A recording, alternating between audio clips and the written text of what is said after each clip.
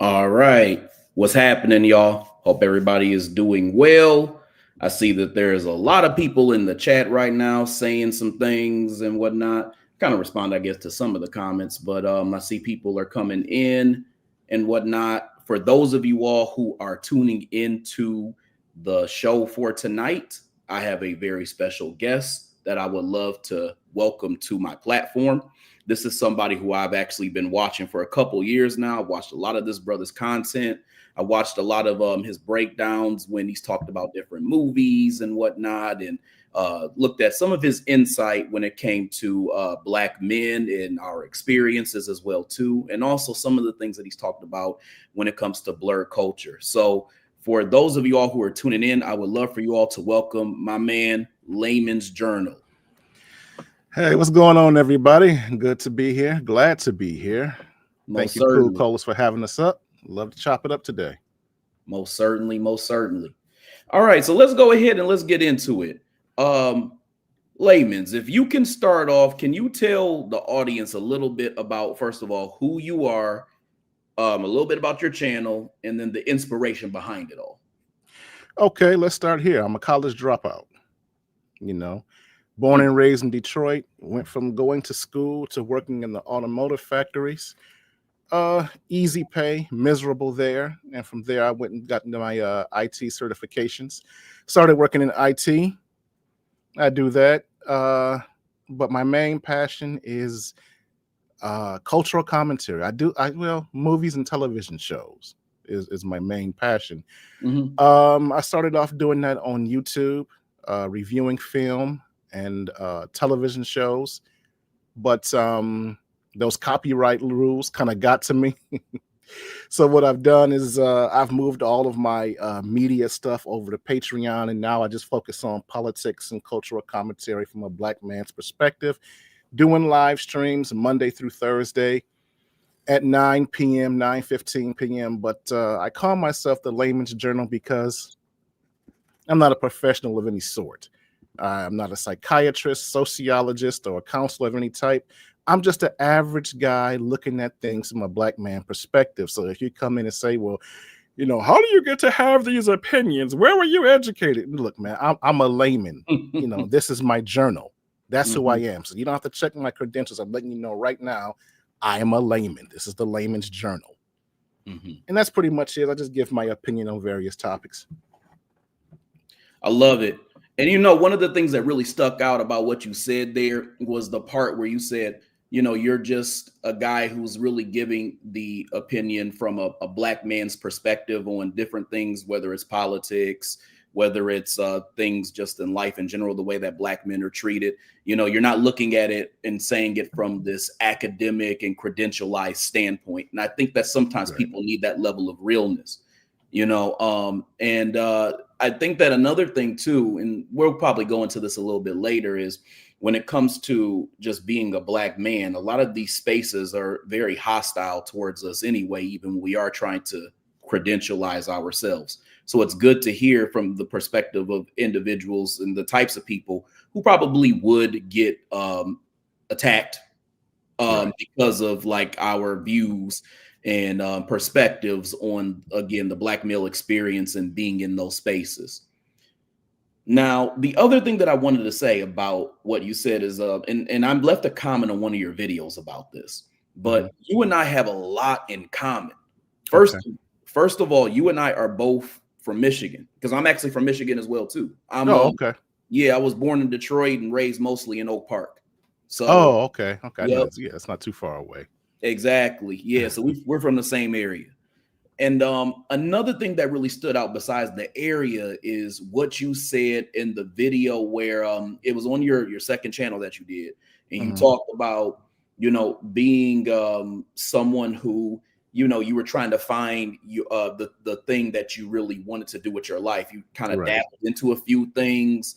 You dabbled into something here and there, and then you finally found that doing media critiques and the stuff that you talk about on your channel is kind of where your heart is at and where your passion is at.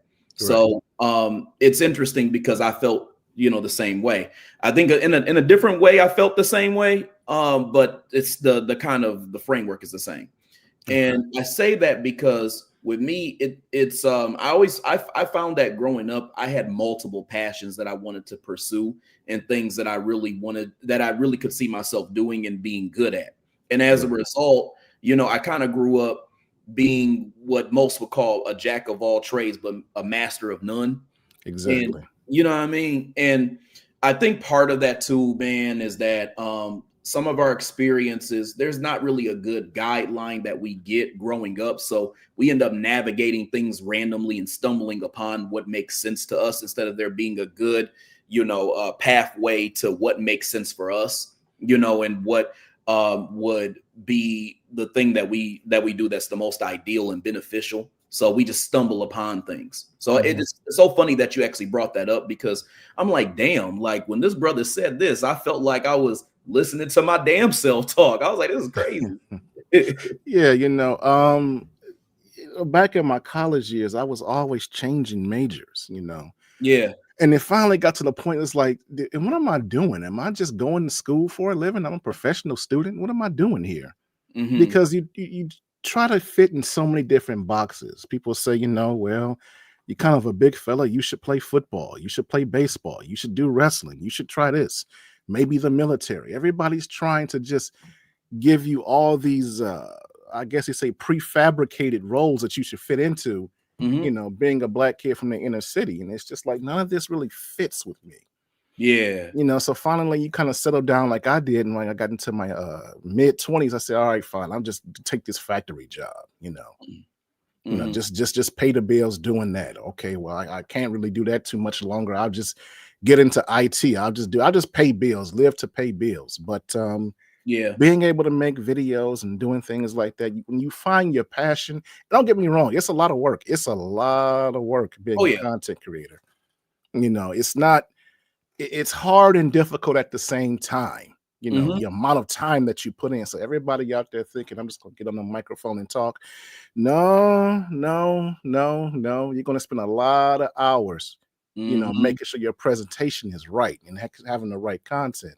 Hmm. But and I was gonna talk about it. I still might, one of the movies that I'm fascinated with is Higher Learning. Yeah. Specifically the Remy character, the white guy. Yep. And I talk about this all the time, is that Hmm. that was a kid or boy that was looking for an identity. He was trying to constantly fit in. First, he wanted to be a frat brother, and they kind of Hmm. rejected him. And he was always trying to make friends, but he was socially awkward and couldn't do it.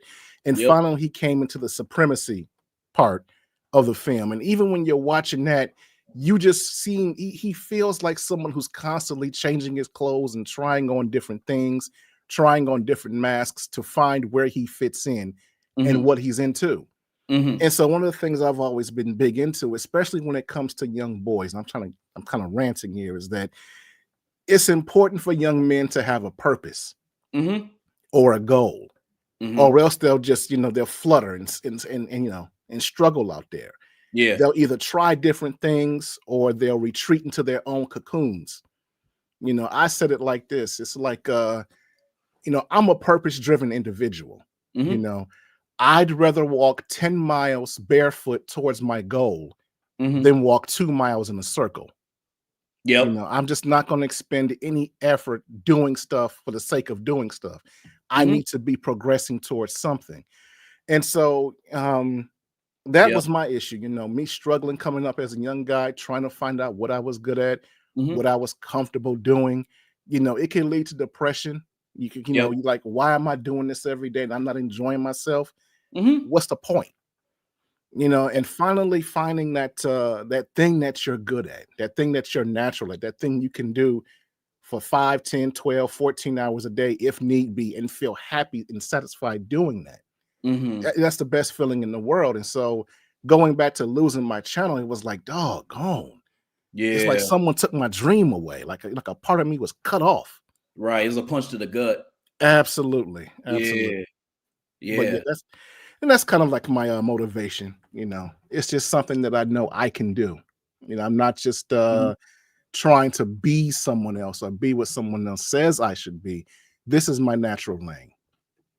Definitely. I love that. And I love the fact that you actually connected that to the Remy character in Higher Learning. Now I have my thoughts obviously about the movie in general, but Right. The context, I definitely get what you were saying, and I definitely could see why you would say, he's a good representation of a character who like is just trying to fit in a bunch of different places and doesn't really kind of know where he fits, and it becomes socially awkward for him, and you can see Right. that. Because like you said, he was trying to be in a frat, and then at some point he was trying to be a WS, if you know what I mean. So it's just it was a lot of stuff going on. The other thing I was going to say is I think that sometimes what happens is when you grow up, especially if you have people who just want to just give compliments. I don't know what your age range is and whatnot, but for me, I'm a millennial. I'm in my mid 30s, and Okay. so I grew up. My mom was a baby boomer. A lot of the people I was around were baby boomers and whatnot. So I got to kind of get some of their thoughts on certain things. And a lot of times they would say things to me such as, oh, you're very articulate, you're very intelligent, this and that, right? But it was never really a thing where I felt like somebody was guiding me into something that they saw I was passionate about, or giving me kind of like the game on certain things. I had to find it on my own. And then people just telling me, hey, I'm intelligent. So what it naturally does to a kid is it makes them think, okay, well, if I'm intelligent, that means I can just do a whole bunch of things. I could be good at anything because look, I just show my intelligence and other people can see it, Right. So I think it's a good way for a kid to be led into directionlessness, and them not knowing what their purpose is. So I definitely can relate just in that regard. Oh yeah, I'm I'm a Zennial in that between generation, so I'm not quite Gen X, not quite millennial. Got it. My background is I always joke that I'm a oops baby. Mm, So my parents are from the silent generation. They were 58 and 42 when I was born. interesting. Oh, And wow. so yeah, they they Oh, they were like, oops, oh my God, I can't believe we can still have babies. right. That's So crazy, but a blessing. yeah. Yeah. So, all of my siblings are boomers. They Mhm. were all born in the 50s and 60s and graduating high school in the 70s. So when I was born, they were all adults. I see. So I got so, Dang. I got like, I'm coming into the world and my siblings are 24 and 22 and 21 and 20, and they all grown out the house. Oh, dang. Not so it was kind of an interesting thing. So my parents are kind of like my grandparents, and my siblings are more like my uncles and aunts and everything. And Mhm. so it was kind of like strange to because they're trying to give you life advice, but they're telling I'm coming up in the 90s, and Mhm. they're telling me stuff that worked in the 70s, and I'm like, that's not how the world is today. Right. What you're talking about. So it was kind of a I wouldn't say difficult thing, but it took a while to kind of figure things out because you wasn't really getting that information from the house. Not knocking them or anything like that. They were just so much older than me. So even Right. in talking to my parents, talking to my dad, love my father, but he's telling me stuff from the 1950s. Mhm. And I'm like, I don't compute that, Dad. That don't make sense to me, Yeah. you know. Definitely. Yeah, a lot of the advice it's out of touch. And I think that it's kind of one of my issues with that, and what I even see now to some extent is I feel like a lot of people give this I don't know what to title it, but maybe like hustle word salad advice. Like people Right. will say things like work harder, or Yeah. just continue to go on. Like this kind of like vague motivational shit. But then Yeah. Yeah. the thing is that it never actually teaches you a real skill, tells you what you should do, or allows you to go in the direction that you should go into. And I think that we're now seeing maybe some type of bastardized version of what our parents and people like that were probably giving us back in the day, which wasn't really that helpful. So that's kind of how I like have been envisioning it. Oh yeah, I've been through that. Yeah. Being younger, going through, looking for a job. Well, did you comb your hair? Did you Yep. give them a firm handshake? Did Yep. you take your resume right into the store and let them have it? I mean, stuff like that. I'm like, well, Yep. were your pants up? Right. Did What, you what are look you a man in talking the about? eye? There Yeah. you go. There you go. I'm like, all of this just vague stuff. I'm like, that's not how it Yeah. works anymore. Exactly. So, Exactly. And it's not enough. That's the problem. exactly right. Yeah. So most definitely, most definitely.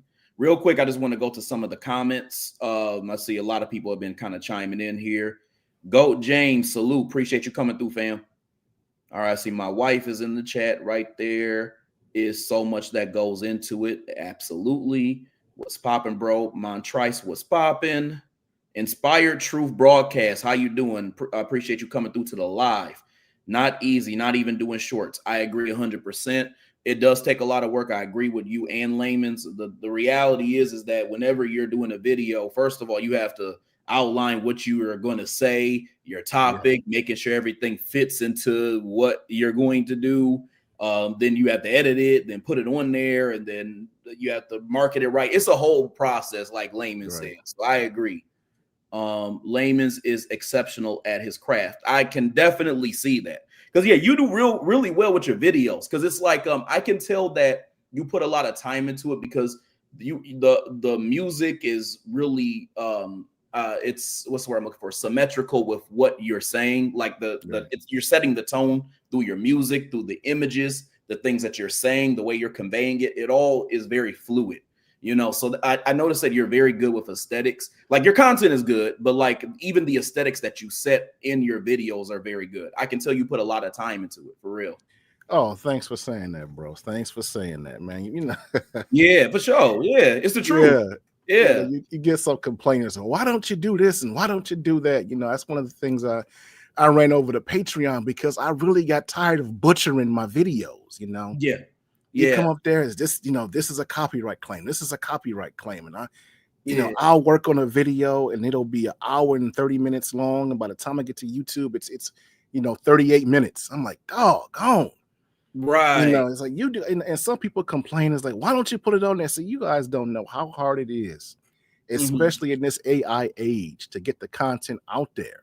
Yeah. And how much I have to just dull it down. And it's not what it is. And even now, I'm getting strikes for videos I put up 4 years ago, 3 or 4 years ago. Really? I had to take down a Batman video that I did. And I'm like, you know what? I just can't do it no more. I'll just stream here and put my stuff there. But it's like I really put a lot of thought into it. A lot of times, doing the video, it's hard work, but it's not the hardest part. It's picking the right one. Yeah. And trying to find a theme in that. Like a lot of people will just recommend me a film just because it was their favorite movie. And I get that, but I'm like, I can't find a theme there because, the theme of my channel, and I still, even though I do commentary, is, entertainment media is more than entertainment. It's propaganda through art. The stories may be fake, but the messages behind the stories are always real, for good or bad, better or worse. The goal is to influence your mind, to challenge your way of thinking, to affect culture. And some stuff is mindless. Like I'm not going to find the deeper meaning of Fast and the Furious. Right. It's just not there. Right. Yeah. We're going to talk about other films that we can talk about, like Love Jones or something like that. You can find messages there, no or doubt. the assessment. And so that's what I really trying to just let people know this is what they're trying to convey to you. And so, I'm, like I said, I'm very careful with the music to set you in the mindset, to kind of get you into that escapism, like environment of the film. I find to myself that a lot of times when I finish movies, I get kind of sad because it's like I put myself in this world, for 3 weeks, working on this thing. It's like I got to let these characters go. I got to just leave. Yeah. I'm still like I was doing Love and Basketball. Didn't know how much I appreciated that movie until I broke it down. And I'm like, damn, man, I gotta leave these characters. It's like, what is Monica and Quincy doing now? What happens? It's just over, right? So Love and Basketball 2. Yeah, it was the sequel. Yeah. So I try to pull people into the world as best as I can, and kind of get them emotionally connected to the work that I do. And a lot of that is through music and commentary and visuals, and a lot of times I'll pull in clips of what's happening today and to show people how it applies. Like Mhm. what was I working on recently? Set It Off, Yeah, I saw that. and the sisterhood and how they kind of come in and regulate, and I said that is, this movie came out like 30 years ago, and I'm looking at it and I'm like, damn. Mhm. It's like what Dr. Tiasan talks about. Before we had the manosphere in this space as men, Mhm. we had to listen, we had to go to music and rap and stand-up comedy to really understand the man's perspective. And Mhm. so when you look at a film like that, and I'm like, doggone, brothers have been fighting the sisterhood over their girlfriends for decades. You know what I mean? Yep. Or like I love John Singleton movies. He's one of my favorite movie makers. So Ditto. I agree. Rosewood is a masterpiece to me, and Mhm. Poetic Justice is another masterpiece. And you talk about that the messages and things that are going on there, and so that's what Yep. I try to do. I try to get you everybody into it so you can just escape into this world of this film and see perspectives that you probably didn't notice the first time that you saw it. Mhm. And the subtlety of the screenwriting is what I like, because sometimes it's just one little scene or one little 2-minute conversation and it'll Yeah. just go over your head. But when Mhm. you go, and that's what I do, I go scene by scene, line by line, you Mhm. know, trying to, show you how the character is being developed and how what they're going through, kind of is connected to the plot. And Mhm. so that's what I try to do. So I'm glad that you noticed it and the work that I put into it, because Oh man, yeah. I always say that I miss my calling, that I probably should have been a screenwriter or director out in Hollywood or Mm. something like that, because Yeah. there's something in all this stuff, and I love the craft of telling a story. Mhm. you know so I try to just make the movie bigger than what people may have originally seen it. Definitely. So there's a few things that you said that like I really want to dive into, because you said a lot of great stuff that I definitely agree with. The first thing is, you talk about how people criticize like when you do videos and stuff like that. I get it too, bro. I definitely get it. A lot of people like they'll go into stuff like, oh yeah, well, when you do the video, you watch your noise floor and all this other bullshit that has nothing to do with the content. Right, That's why people don't get started, because they see bullshit like that. They see some right. trolls that you got like one damn subscriber, you ain't got no damn subscribers, you got a faceless profile, and then they got stuff to say about what you doing, and you got thousands of followers. So yeah, I it, love the people that come up and try to control your channel and what you should be saying and making. And I'm yep. looking like, well, hold on, brother. You're not even a paid member of my page of my YouTube channel. You're not even giving me 99 cents a month. And I looked Mhm. on Patreon. I don't see you there either. So I don't see you in the super chats. I don't see you in the Cash App. So like, you're just a free viewer. And that's Exactly. fine. You can do that. I don't have a problem with you looking at my content for free, but Mhm. you're not going to do that and, tell me what I should be making. Come on Yeah. now, dog. It don't work like that.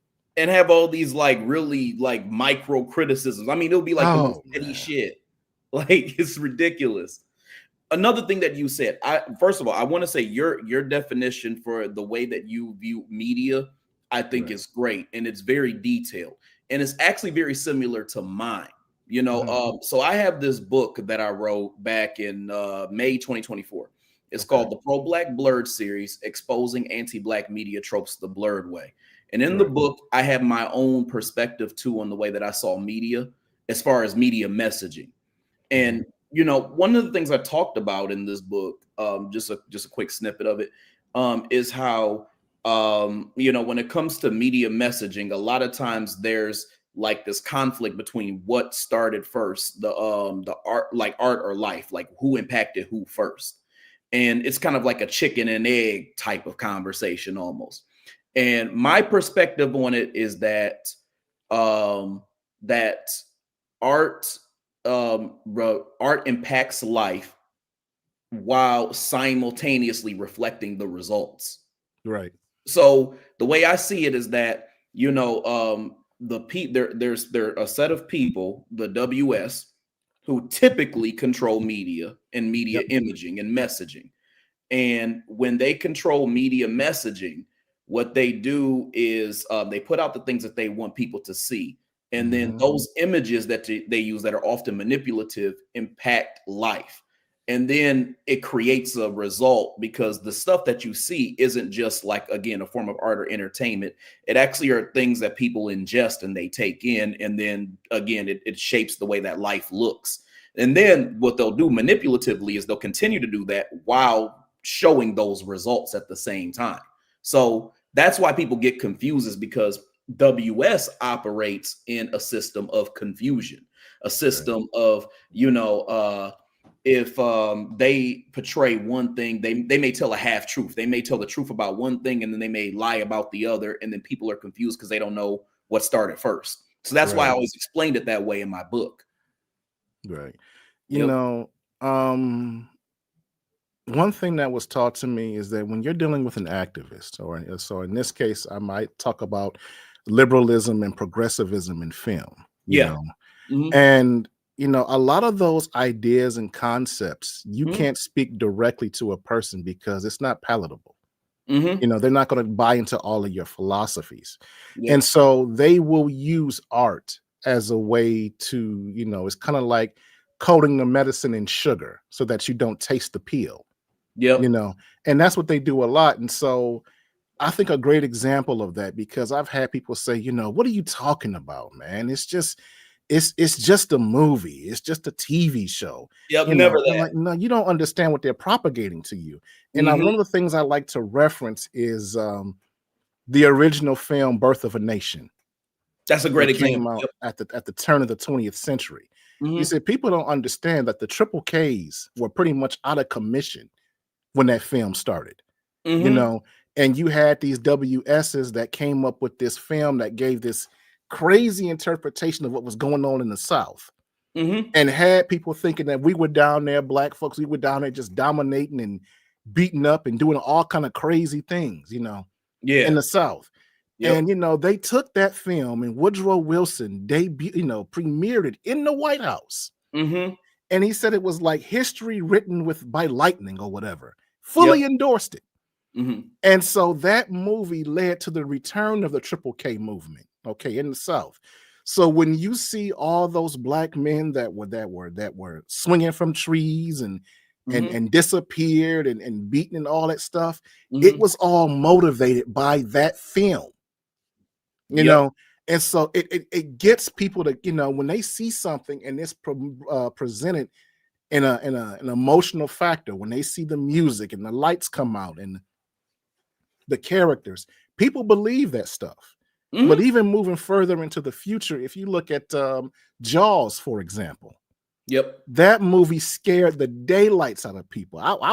That movie had me afraid to go in swimming pools because everybody just knew Jaws was coming. And I Yeah. remember looking up and reading the articles of how that movie tanked the economies of a lot of beach communities Hmm. because nobody wanted to go into the water.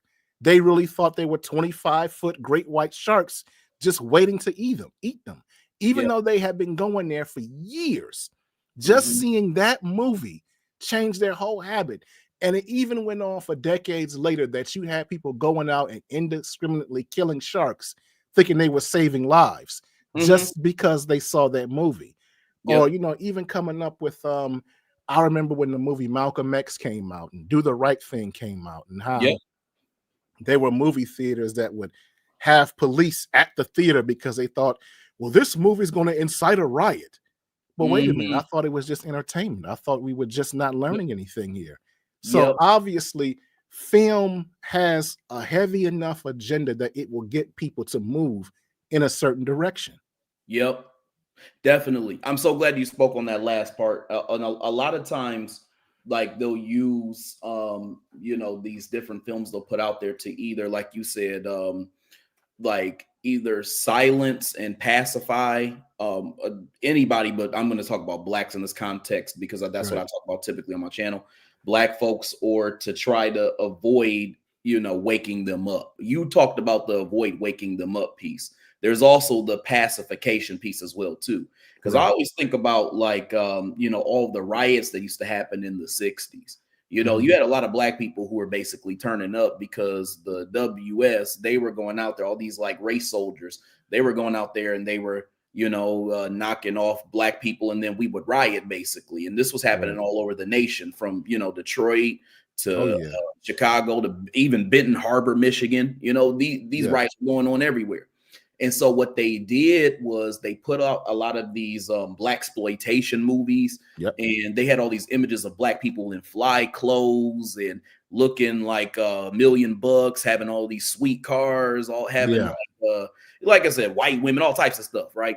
They do Hmm. this, they did that stuff because it was a way to pacify black people. So they would use media in whatever way that they can to make an advantageous direction for themselves. So whether that was pacifying, people by showing this image, or again, trying to put out false or half true narratives in order to not awaken a conscience, they'll do that stuff, So that's one of the things that I've seen. Another thing I wanted to talk about too, now since you brought it up too, another thing I noticed is that a lot of times what they'll do today is the propaganda that you see, they love to put a black face a lot of times in front of these different movies and TV shows. And I call this thing the Ronald McDonald agenda. I don't know if I ever Okay. explained this to you, but I definitely want to share why I came up with that terminology. What I see a lot of times is you'll have it where they'll have these black people who will be seen as the face of producing something. But Right. then, Oh like, yeah. if anything goes wrong or even right with the film, like they'll say it was, well, if it goes right, let's just talk about wrong for a second. If something goes wrong with the film, then they'll say, it was so and so's fault. So it was Ryan Coogler's fault, or it was the Hmm. Obama's fault, or whoever it was. But then what will happen is they'll have a whole bunch of like European people who will be like European names you ain't never heard of before that will also be producers on that same project. So if it went Hmm. wrong, a lot of times they were the ones who probably were puppeteering what probably could and could not be done, even though the black person was put at the front. So I called them Ronald McDonald because that black person is really the mascot, but you got all these Yeah. people in the back who are pulling the strings on the way things are supposed to go. Oh yeah. Yeah. The Woman King. Yep. The Color Purple. Yep. You Great know. examples. Yep. Great examples. Oh man, Woman King Yep. was written and produced by white women. Yep. And then you go with The Color Purple. That was Steven Spielberg and Kathleen Kennedy that Hmm. did that. And so you'll have a black face out front, Yep. and we talk about this in other channels, how a lot of times, and I don't want to go too heavy into this, is that, Yeah. Yeah. when you're talking about WS, and I hate to admit this, that but one of the biggest allies has been the black feminist or the black misandrist who has helped push those ideologies. Now you Mm. talk about people like Bell Hooks and Alice Walker, a lot of their ideas, they were just, repackaging white supremacy, white Mm. stuff, white, WS and what they do, you Yep. know, and they, they call themselves, telling the black woman's story and how they Mm. had to struggle and all this other stuff. And I'm kind of getting ahead of myself, but they love portraying the black man as the villain. Yep. All of a sudden, we were all Mister from Yep. The Color Purple. I Or remember you when you saying watch that. Harriet, you had that, I guess you say that bounty hunter who was a black man. You Hmm. know, he was her chief nemesis, not the slaveholders. This black man that was hunting her down, Bigger that Long. was the bad guy. I Bigger said Long, again, right? huh? Bigger Long, right? Wasn't that his name? Bigger Long. I think that was in there. I haven't seen it in so long. I Yeah. forgot. But yeah. Yeah, and so, even when you look at, The Woman King, you know, Yep. it wasn't the slave traders that were coming into port. It was that other tribe leader who, took advantage of her when she was young. And Hmm. so they love, using black faces, or in this case, black women, to put out their supremacist talking points, and we're always the bad guys. And Hmm. people talk about, who started this black gender war. Well, have you looked at your movies? Yep. Have you looked at your television shows? Hmm. Who's always the virtuous leader Hmm. of these films? Hmm. Again, I get them ahead of myself, but they take these black women and they give them masculine traits of leadership and foresight. And they take the black man, and if the black man is masculine and the leader, okay, we'll make him a villain, because you don't want the idea of patriarchy and black headship and leadership there. We Hmm. don't want that. And if you do have a black male Mm-hmm. in the movie, Mm-hmm. he's always like Harpo. Yep. He's the goofy, castrated, weak, mild-mannered type, or Finn from Star Wars. He's the non-romantic friend, is what Yep. he is. Yep. So yeah, I see that a lot. Most definitely. Last thing I was going to say before we go into the next question here. So it's funny that you said that. So based off of what I've been seeing, I believe that there's somewhat of a hierarchy. I would call it like the hierarchy from hell for Black men. Right. And this is and typically how it goes as far as where they become oppressed the most. There's like a 3-tier system that I see. So tier 1, which is like the worst one, is obviously the WS, the racists, whatever you want to call them, with the KKKs, whatever you want to call them. The second tier is what I call the old Negroes. And then the third tier is what we kind of just talked about here, which is a term that I use, and I call the shea butter sambas. They're like the third tier. So here's the thing about that term. Here's the thing. So I use that term specifically because my whole goal is to separate the fact that I'm not talking about all Black women, because there's the all police that say you're talking about all Black women. I ain't talking about all Black women. I love Black women. I don't love shea butter sambas. There's a difference between the two. A Black woman is just a woman who is Black, and that's just all that they are. Yep. But someone who is a shea butter samba is a Black woman who has decided mentally to separate themselves from the Black community by basically saying that they're almost their own racial or cultural group. Yeah. And they're willing to take opportunities from the WS that could even potentially put a negative spin on or negatively impact Black men because of their basically vitriol and their misandry. And oftentimes these shea butter sambas will show up in different forms. So that's what I think that those are the 3 tiers that I typically see Black men are impacted by. That third one, I always use that term because my feeling is this: if somebody wants to get mad with me saying, and I'm like, okay, so that means that you just got a guilty conscience. That means I'm talking about you. You were the one who got shea butter in your hands right now. You're rubbing that shit all in your head. Because obviously, if I wasn't talking about you, you would have no reason to get mad, because I'm not talking about all Black women. So that's why I always use that term with that type of thing. Yeah, that is a psychological strategy that has been used on us, Yep. Going back, you want to say to the colonizing days, the days of slavery.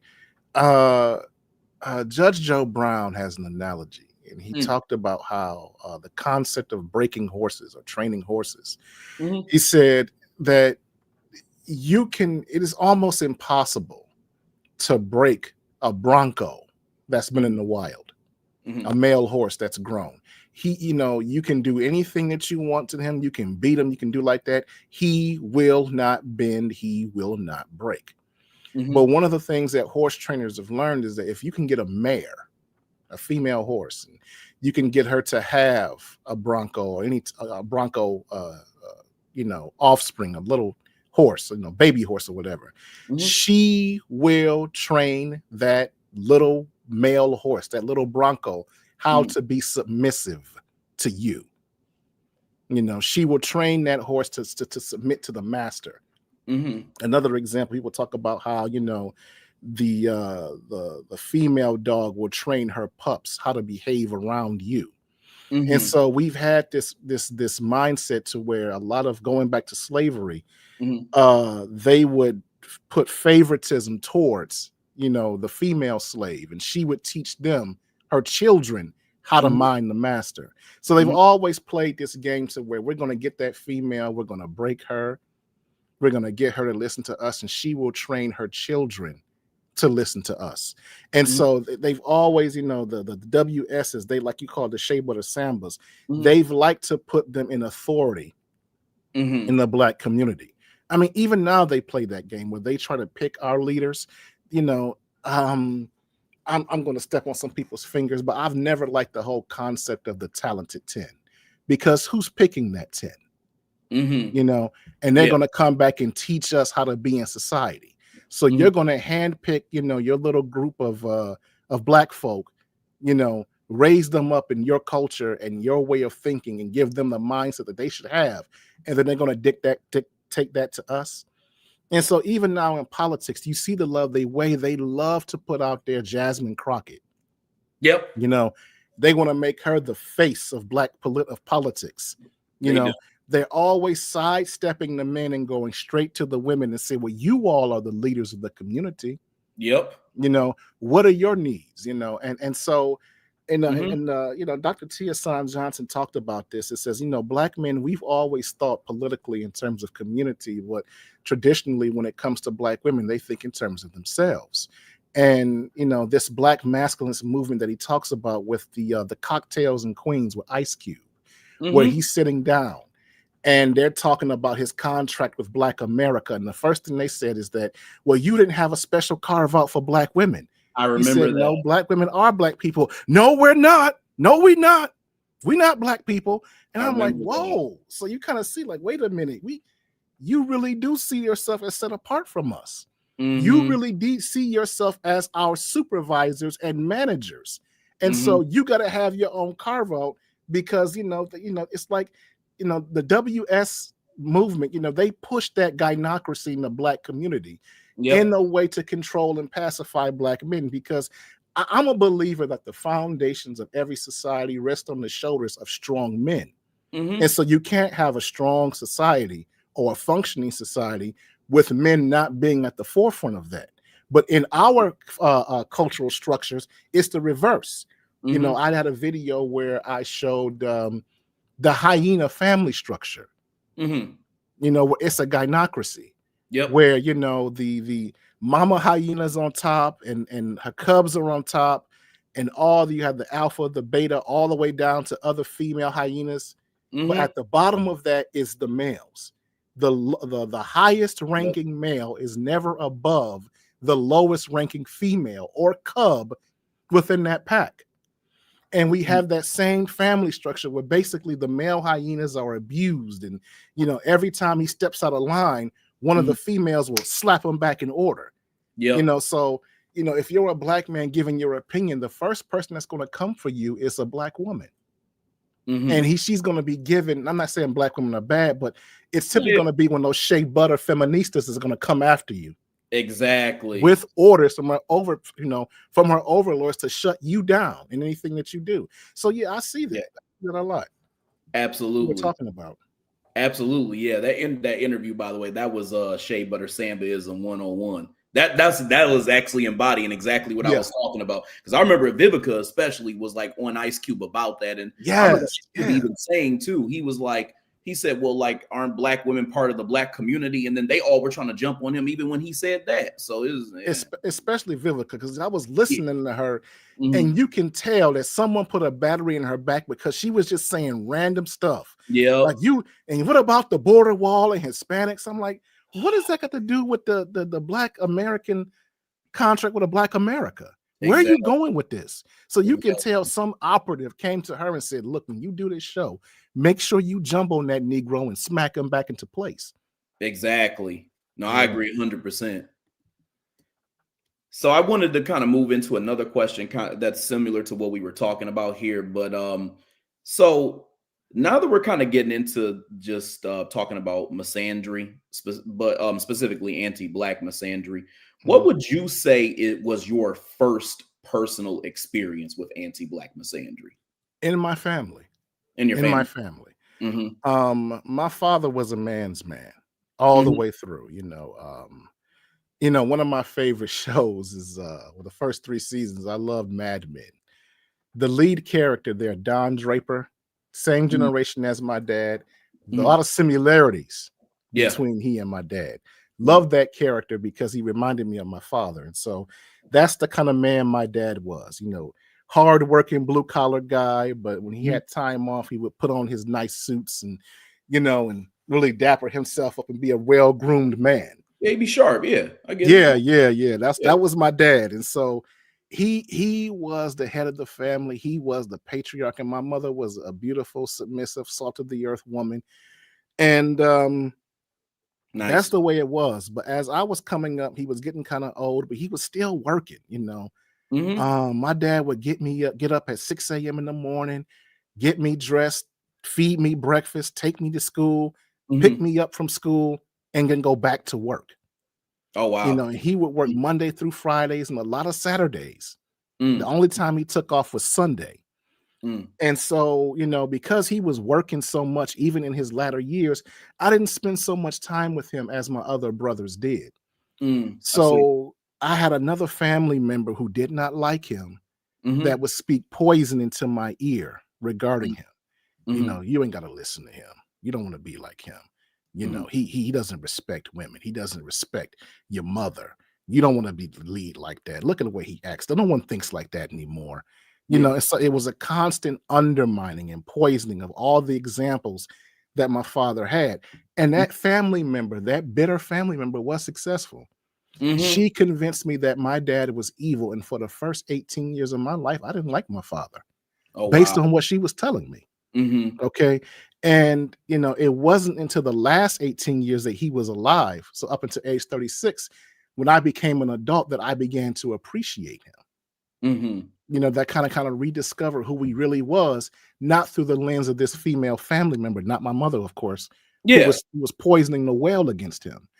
Mm-hmm. And, you know, um, that's why, I always tell, men, when you're starting a family, you got to get those coven members away from your wife, especially your children, Mm-hmm. because they will undermine you. You can be the perfect example, and my father was. You can raise your children perfectly, and my father did, but your kid will still have a warped perspective of who you are if you have that person poisoning the well. Mm-hmm. And so Yeah. another issue, the reason why they was so effective, because the same stuff that female family member was telling me about my father, I was Mm-hmm. hearing in school, I was seeing on television, Yeah. I was getting in church. I loved the Cosby Show, I really did, Yep. but it kind of annoyed me how times that Claire would undermine Cliff I noticed that too. It and make wasn't him just look like a you. buffoon, and that's when I started to say, well, maybe men aren't that smart. That was the Mm-hmm. first seed of seeing that, and I kind of so it started with the family, and so it was reinforced in media, church, and school. And so it Mm-hmm. gave me that warped mindset. I call it the cultural simp training that you get Mm-hmm. coming up as a kid. Yep. Yeah. Yep. Definitely. I think what also makes that difficult is the fact that not only will you have that one woman in the family who will like talk down about like the men, whether they're shitty or not, they'll talk badly about the men. Mhm. But then you'll also have other women who will gang up with them, and then Yeah. you'll have, like you said, the simps who will come through, and then they'll also come on and tack on to what they had said as well too. So now Yeah. it's really confusing because it's like you could look at it and say, oh, well, that's just the women just being women and hating on this dude. But then when another man comes in and they do the Yeah. same thing, it makes it real confusing. So I Yeah. definitely Yeah. get It's what it's you're it's definitely that the hyena family structure. Like I said, you saying. have all the females on top, and Yeah. the lowest ranking female is above the highest ranking male. Mhm. But the highest ranking male is also above the males beneath him. And Yep. so the highest ranking female, or any female in the gynocracy of the hyena gynocracy, Mm. they will give the highest ranking male orders. And what you'll see is that the lowest ranking male will be bullied by the other males at the behest of the females in the Yep. group. And so, like you were talking about, you'll have that male that will back up the hyenas. You Hmm. know, I believe it. I forgot what I think it was. Larnell Palmer calls them the simp enforcers. Mm. You know, Hmm. they'll Hmm. back up the gynocracy to make sure you stay in order. So sometimes, the word may come down from a woman, but if you get too ruly, they'll send a man. Well, you Hmm. go handle him. And yeah, Yeah.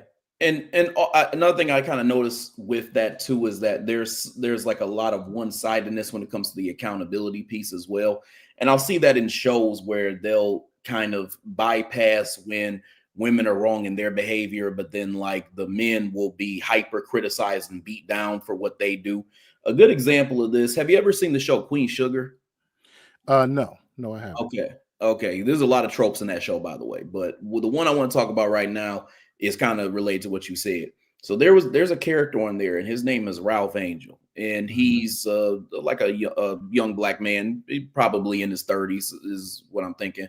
And there's a character in there, and she's like, her name is Vi. She's like their aunt, basically, or Mhm. no, was she? Yeah, I think she was like their aunt, basically. And Right. so there was one episode or one season where I guess she basically was trying to teach him, I don't, or she was trying to tell him how he needed to raise his kids or something like that. And Right. the two of them basically got into it. He felt like he was challenged as a man. And so what ended up basically happening was there was a point where so at the beginning of the show, he had like lost his job or what, or no, he didn't lose his job. He was going out, he was robbing people basically because he couldn't find a job. And Right. then, he kind of got back on, like he got his shit together. And then at a certain point, like he kind of like was down on his luck again. But at this point, he was married and he started kind of doing a bunch of reckless stuff. But a lot of it was rooted in the fact that he really wanted to be a man to provide for his kid, although his aunt had basically criticized the way that he needed to provide for her, basically. So the show Right. just blew past the fact that a lot of him doing what he did and going the extra mile was because of all the harsh ass shit that she had said to him. And then Right. they basically took this character who the aunt was married to and had him basically barking at old dude when he found out that he was basically robbing like a liquor store or whatever. So he was wrong, obviously, for robbing the liquor store. So we're not going to bypass that. But like they paid absolutely no attention to old girl basically challenging this man's manhood when it was Right. inappropriate. So they do that a lot of times on shows where like they'll hold the man extra accountable and then like they'll bypass the actions of this woman who obviously was the catalyst to this being a problem in the first place. Absolutely. Yeah. Yep. Yeah. Hmm. Yeah. Yep. And you see that trope in real life as well. A lot of times I talk about proxy violence, pit Yep. bullying or blue leashing, where you see, in a crime report, it always goes down as male on male violence. Hmm. But when you really look at it, someone put a battery in that brother's back to go do that. I live in Detroit. You can always see these situations where it says ex-boyfriend deletes ex girlfriend's current boyfriend or whatever. These two men. And Hmm. I'm like, okay, wait a minute. What's really going on here? And you find out it's some baby mama, baby daddy drama, and she was talking reckless to him on the phone. Maybe she went over there and Yeah. she called the boyfriend or whatever. And next thing things escalate from there. So it's always a lot of times it's that woman in the background, agitating, you know, getting Hmm. things stirred up and say, well, you need to come over here and hand. Just not too long ago, it was a case here in Detroit where Mm. a woman had an argument with her baby daddy. Okay. Hmm. Then she wouldn't call her cousins to Hmm. come, quote, handle him, to get him in line. Now she thought they were just gonna beat him up. But that brother was like, nah, I'm not gonna take no whooping. And they ran up in my man's house and he took both of them out, deleted both of them. Oh wow. And at the center of it, she's the one who caused all of it. But Yeah. he was the one who got the charges. Right. I see exactly what you're saying. Real Yeah. quick, I just want to say this real quick. Shout out to Marcus A. Brown for the donation for the super chat. I appreciate you. Salute to you, fam. Definitely appreciate it. So I just wanted to say that real quick. But yeah, going back to what you were saying, yeah, I see that a lot in these TV shows. It actually kind of goes into another question that I actually had for you. And I'm sure we're going to talk about it more, but what are some of the ways that you've actually seen that and then other forms of like misandry show up in media? Like, can you give us a show or a TV example where you've seen these types of things happen? Like one that people typically know about? Well, yeah, we touched on the Cosby Show and the Yeah, way yeah, that right. Claire will always undermine Cliff. She was always the wise one. This man was a doctor with Mhm. his own practice, but she was still an attorney. And I'm like, he makes enough money to support the family. Why are you still working and all this other? So that's another thing. But yeah, she was always the one in charge, and it Mhm. was okay for people to kind of make fun of him. I remember it was one episode where Denise had this boyfriend that was real condescending. And he said something. I remember that episode. Yeah, Yeah. yeah. They were at the dinner Yeah. table. Yeah, and they were. he was very kind of critical of Cliff, and she kind of took him back in the kitchen and said, "Oh, just be okay with him. Denise loves him, or whatever." And he had to eat that. But when he got this talking about Claire and her not being a housewife, and and her views, all of a sudden it was a problem. You can insult the queen, but you can't insult the queen bee. So you see, even though it's subtle, you see where you say the woman is the head and she cannot be reproached, but the man can be disrespected all day. And you see shows like Good Times, when they took out the father and they made Florida a single mother, that type of thing.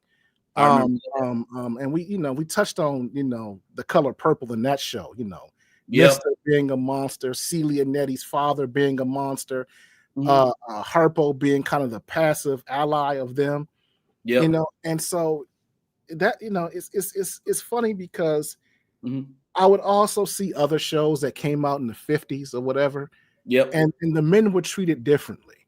It was father knows best. He was the leader and the provider and provisionary, but when it came to black shows, not so much. Right. Claire was the head of the family. James was the head, but we got rid of James. Now it's Florida. And Mister and Celia Netti's father, they're the head, but they're evil. So I see that a lot. Coming up.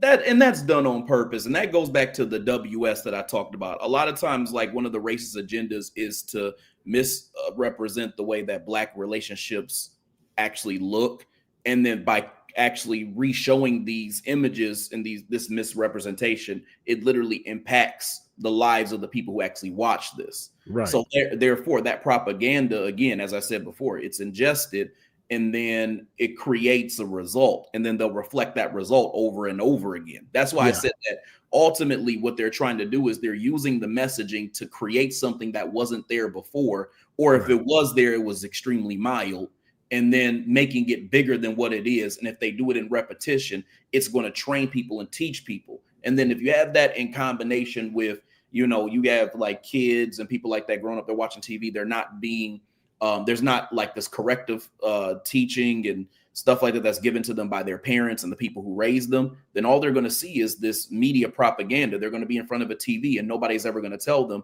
hey, you need to watch out for this image, that image, or the fact that they're trying to say a certain message to you when you're watching TV. Nobody's telling them that, so they're just taking it in. Yeah. And that's why, I really love John Singleton for making Rosewood. Yeah, because one of the things we propagate in the black family is that, black family structures are matriarchal in nature, and that, women are supposed to be in the front. That's how we do things. And no, it's not. No. And what I loved about, Rosewood, not only because it dispels the notion of the passive blacks that just took abuse, they fought back in that film. But what I also liked is that movie took place maybe 10 or 15 years later than The Color Purple. And so The Color Purple is fictional. Rosewood is a real story. Okay. And the thing I liked about that movie so much is, even going back to the 1910s and 20s, you see the Sylvester character, the Don Cheadle character, and they had their family. And you had the I forget I want to call her Florida Evans. That's not her real name. But his mother, Esther Roll. Esther Roll, okay, her character. She was the mother of the family, okay? But when you watch their family dynamic, even though he was her son, he was still the head of the family. And she treated him like the head of the family. The father had died. And so the mantle of leadership passed to her son, not her. And so even when it came to like, what was her name? Scrappy. And she was introducing Mr. Man, who she wanted to marry. It was the Don Cheadle character that interrogated him to make sure that he was okay. He gave the blessing to make sure that Scrappy could date him. Not the mother, not the grandmother, him. He was the patriarch. And that's what I like so much about that film, is that it shows that we're not, I'm thankful for John Singleton, that it shows that this is what our family structures are really like. And so that's why I was so grateful for that, because it was going back in it again and seeing how it's so different. From what from Good Times or watching the Cosby Show or any rest of these shows, you know, where the dad is missing or dead, or it's like what's that movie called, Soul Food, where even if the black man is a good character, he's gone, he's dead. Yeah. It's like the missing patriarch. We talk about him like he was some legend. Well, Big Daddy was this and Big Daddy did that. Well, where is Big Daddy? Oh, he's gone. Yeah. And it's like it's the mythical black man you don't see. Yep, I talked about that before too on my channel. I talk about how they do this the black martyr trope, and a lot of times it's a black man, and it's he either dies in the film or TV show, or he's already dead. But typically, the one trait that stands out about this black man who either dies or is dead is that they're an honorable black man, because a lot of times it's the way that the WS can like basically show they're showing their insecurities while also trying to create media messaging. What I mean by that is people don't realize the dominant society actually has a level of respect for black men sometimes, but they don't want to admit it. There's a level of jealousy and insecurity that gets created. So they actually like know that there's some of us that actually do honorable things. But the only way that they can carry out their insecurity is by misappropriating the way that we actually show up. So any type of positive image, they're going to make sure they keep that off the screen as much as possible. So anything else that shows us in a negative light, they make sure they're able to push that to the forefront. Now, one of the things that I want to say about kind of what we were talking about too is, and this is something that I noticed when we look at the dynamics of the way that in media black men are portrayed versus some black women. One of the things that you talked about in one of your videos that I found was like real profound. It's something I thought about before, but you contextualized it in a way that I could really like mess with. You were doing a review on jumping the broom. And one of the things that you talked about in there was how the character, I can't think of the main character's name, played by Paula Patton. Yeah, so you were talking about how, it's interesting because she's actually a very promiscuous character, but then she all of a sudden like wants to be this woman who's worthy of being a wife, and they portrayed her that way. And what it had me thinking was, anytime that black men have flaws in these shows, they want to make sure that they are the biggest villain ever. When black women do, it's more so like a character flaw, like something that's very simple, something that can be overlooked. And they'll either bypass it or they'll make it seem like it's not that big of a deal. And what's interesting about that is that I often see that what you had talked about there kind of portrayed in a different way, just not even outside of media. Look at like the Glorillas, the Cardi B's, the Sexy Reds. There's like this trope out there, and I would call it like the hood rat / hoe next door trope. And they basically take this woman who is, a lot of times they'll get this like little hood rat who's probably like a 5 out of 10 in the face, and then they'll glam them up, make them look real cute, or kind of cute, I guess, in the case of Sexy Red. And then they'll like put them out to the forefront, and then they're almost like a teddy bear. Like everybody, you're like, oh, you're just a lovable hood rat. I just want to hug you. Like they actually do those types of things where although a woman can be presented as somebody who's heavily flawed or rough around the edges or whatever the case is, it's still cute and lovable. But if we were that way, we're not going to be packaged and loved and cherished in the same way that they are. And then this is portrayed in a lot of the shows and in the movies that we watch. Yeah, it's like they make it seem like promiscuity and sleeping around is just a feature of the black woman. Yep. Oh, that was just, girl, I was just having my fun. Yep. And I'm like, oh, come. I mean, that when you talk about jumping the broom, that movie starts out with her having a one-night stand. Then she meets her dream man later that evening, and of course, he's got to wait and pay the ultimate price of marriage. Yep. Where the other guys were just getting it for free. And I was just, oh, that was just my past. And they just make it seem like that's so nothing. Like it's okay. And you talk about the Sexy Red and, and the Glorillas or whatever, they love to put those types out there. Or the, what's that woman? The Dominican woman. I forget her name. Are you talking about Cardi B? Yeah. They love to make that the face of black women and make them, like I'll give you an example. Just recently, Mm-hmm. We saw Nicki Minaj at the UN. Yep. Okay. We saw Meg the Stallion twerking for Kamala. I remember that. We saw Ruby Rose. What's not Ruby? Amber Rose at the Republican National Convention. Yeah. We saw Black China talking about she's now this Christian now. She's getting baptized. You know, Yep. they love to take these types. We'll just say it like that. Yep. And like you said, glam them up, put some stuff on them, and say, "Oh no, she's you know," and you see it with both sides. Yep. Republicans and Democrats do this. Mm-hmm. You know, and they make them leaders, so to say. Well, we took the slore, and we glammed her up and made her the leader and face of this. And now she's turned over in the leaf, and it's never permanent because they usually go back after a year or two. They go right back to who they were. Yeah. But for in that moment, like right now, I'm looking on my timeline. I have a lot of conservative friends, and they're all talking about Nicki Minaj, speaking on behalf of the White House at the UN.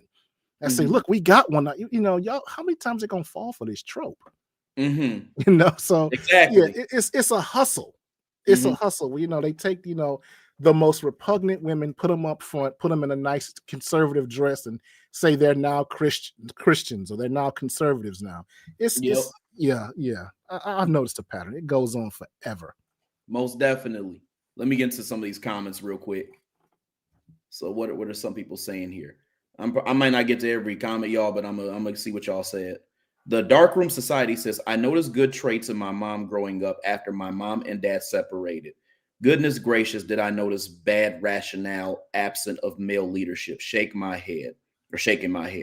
Left my father who was beyond capable. Yeah, I think a lot of times in these situations too, when things happen, you don't get that man's perspective because he's been demonized, and at a certain point you almost don't care because of how long they were demonized, Right. So I think that happens too. Travis Rudolph was saved from the wild case of proxy violence. Hey, oh bro. yeah, I remember that. Yeah. Correct. They introduced Elvin Sandra's husband the same way. I noticed that too. On the Cosby Show. Concentrating the negative stereotypes and diminishing any positive qualities about functional Black families. Absolutely. That's exactly what they're doing. It's not until he either sees a new woman or she fucks her life up that she sees his worth. I noticed that they do that a lot in movies as well too. Let me see here.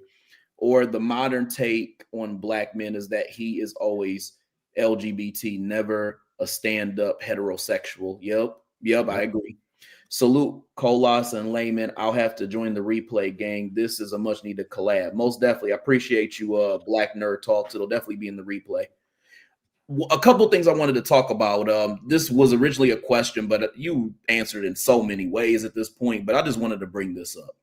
So there's two things that I noticed that are in a lot of these anti-Black misandric messages that are in movies and TV shows.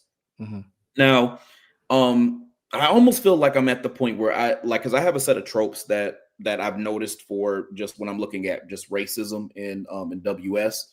But I feel like there's a separate set of tropes. Well, they're all in the same thing. This is just a branch of it. But I feel like there's almost a separate set of tropes that show up for just looking at misandry. And one of the things that I noticed is that a lot of these old school classic Black movies have what I would call a shea butter mama. Now I need to talk about what a shea butter mama is and why that's different than a shea butter samba, or kind of different.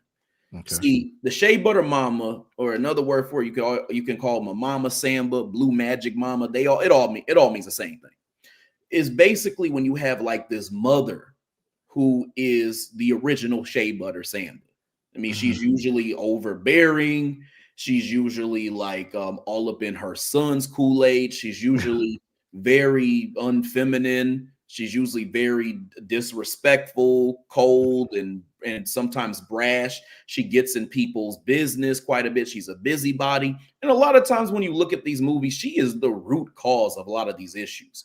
So a shea butter mama, essentially, bro, is a mix between a shea butter samba and an old Negro. I talked about the old Negroes earlier. So like you take those two things, you smash them together, and that's what that is.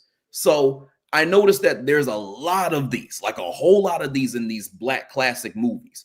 And good examples, and this is what I kind of saw, and I've talked about on this channel, are like in the movie Poetic Justice, the movie Boys in the Hood, and then Yeah. the TV show where it is, TV show is The Fresh Prince of Bel-Air.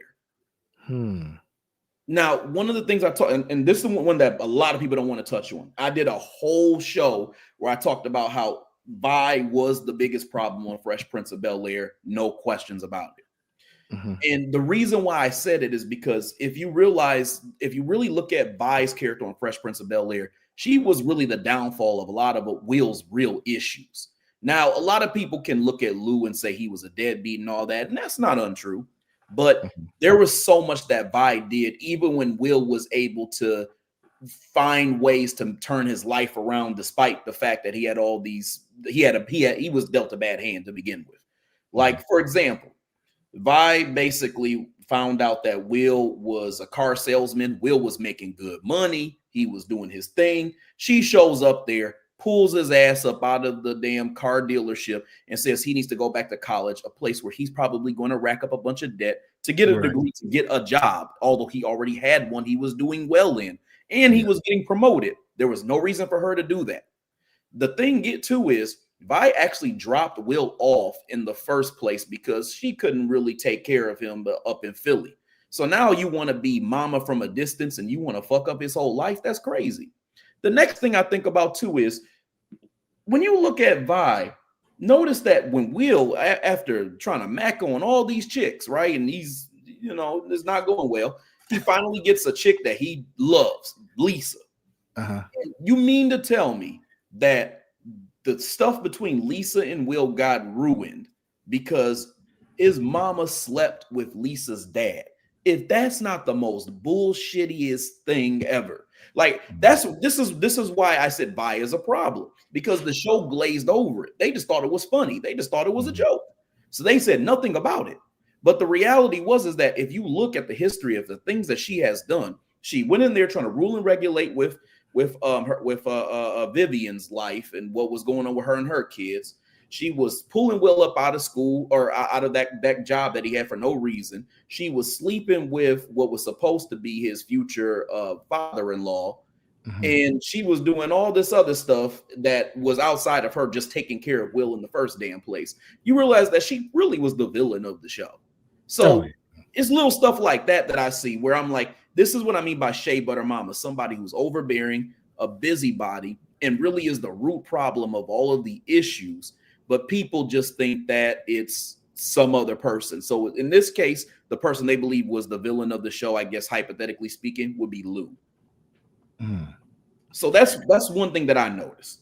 Now I want to tell you about another thing I noticed. I noticed that in a lot of these shows, they do this thing that I call the beyond belief black man trope. Now, let me explain what I mean by that.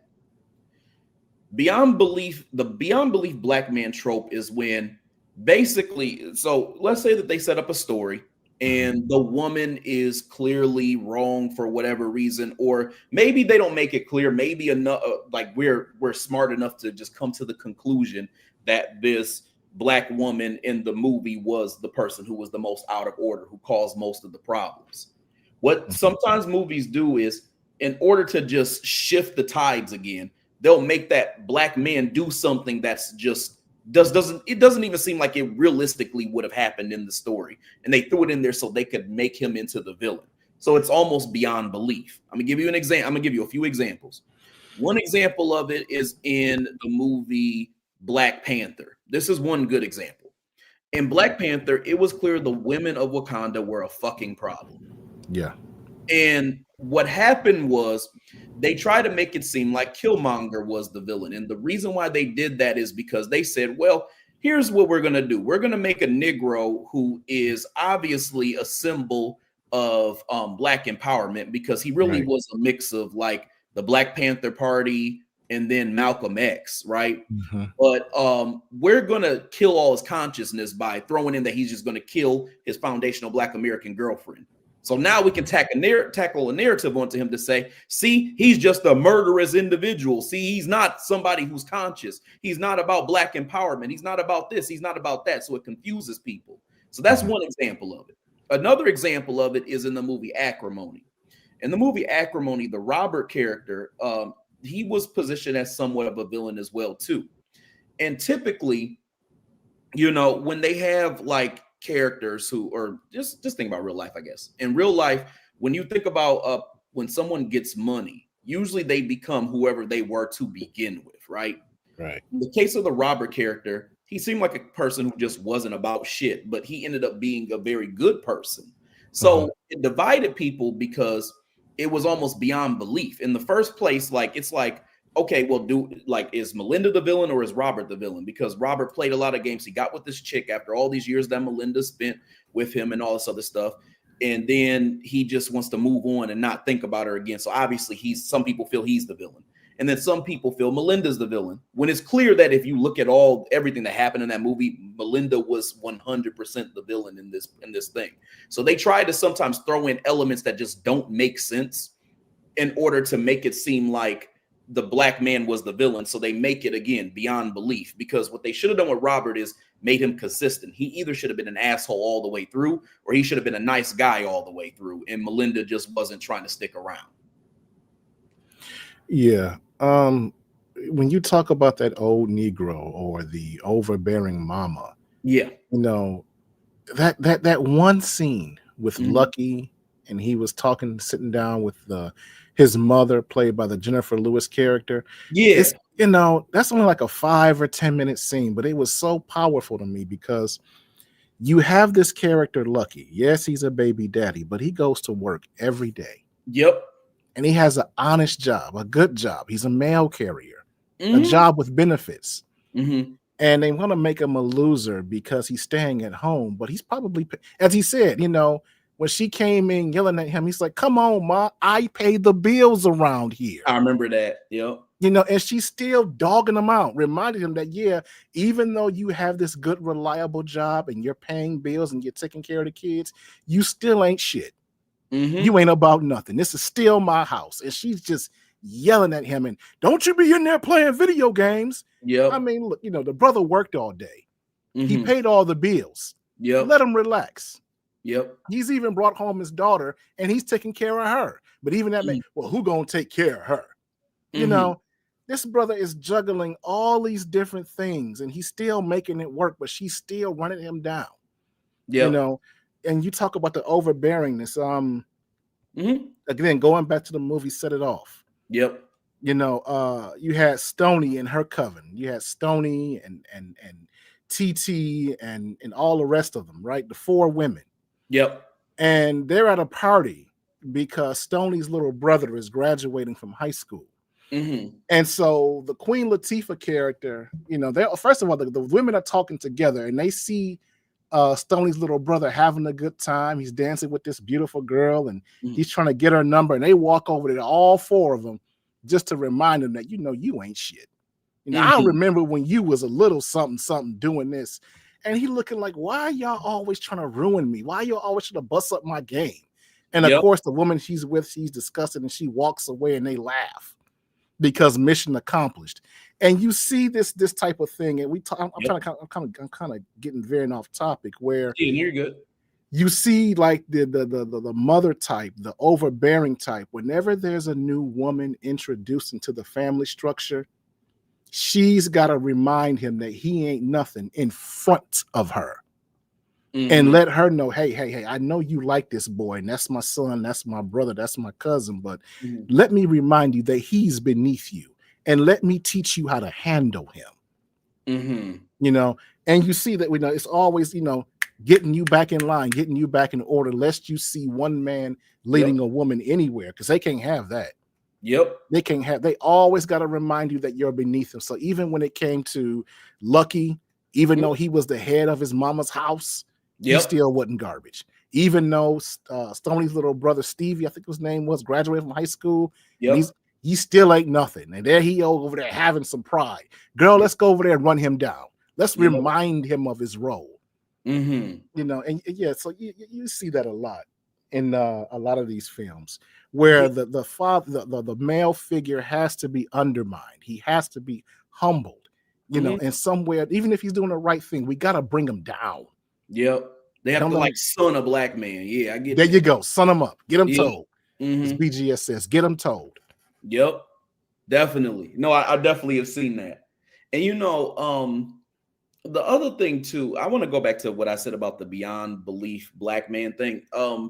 Even and somebody put me on game of this, and I didn't think about this until they said it. But they said, think about like the movie, like Why Did I Get Married? Like in Why Did I Get Married? They always portray Mike as the villain. But did anybody ever think about why Mike may have been behaving that way? And I think about the first movie, and what they said to me was, think about it. If you look at the Jill Scott's character, Sheila, her character was she would do nothing but pray all day, and then she would she she became very severely overweight. She wasn't working. She wasn't doing anything basically. Mike was an entrepreneur trying to keep things afloat and stuff like that. So he probably had some resentment because she got more invested in that than I guess like helping take care of the family. And so that might have led to Mike's maybe like callous attitude. So a lot of people, when someone said that, I was like, okay, that's interesting that they would go in that direction. And then as I watched, I realized that some of the other members, some of the other friends, like Sheila's friends and all that, were a little more villainous than his character when you look at it from that context. But where the beyond belief piece comes in is, if you look at the second movie, they said, oh, well, not only was Mike an asshole, he was also abusive, which nobody knew that until the second movie. So that was what I mean by beyond belief. They make it where, okay, even where you're onto something that this person might not be as bad as they're being portrayed, and these people here are worse than they are being portrayed, we're going to bring it back to center so you realize this black man was indeed the villain. So, oh, he beat a woman. Oh, he killed somebody.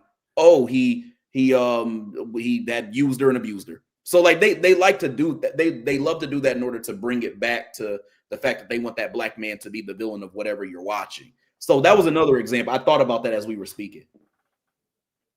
Oh yeah, I haven't seen Why Did I Get Married? I do remember the dinner scene and him. I think his wife was bigger and he was cheating on her and all that stuff. Yeah, I haven't seen that film. I only seen like clips and dribs and drabs, and I remember the Michael Jai White character and his loud wife, abrasive wife, But I have a thing against Tyler Perry films. Yeah.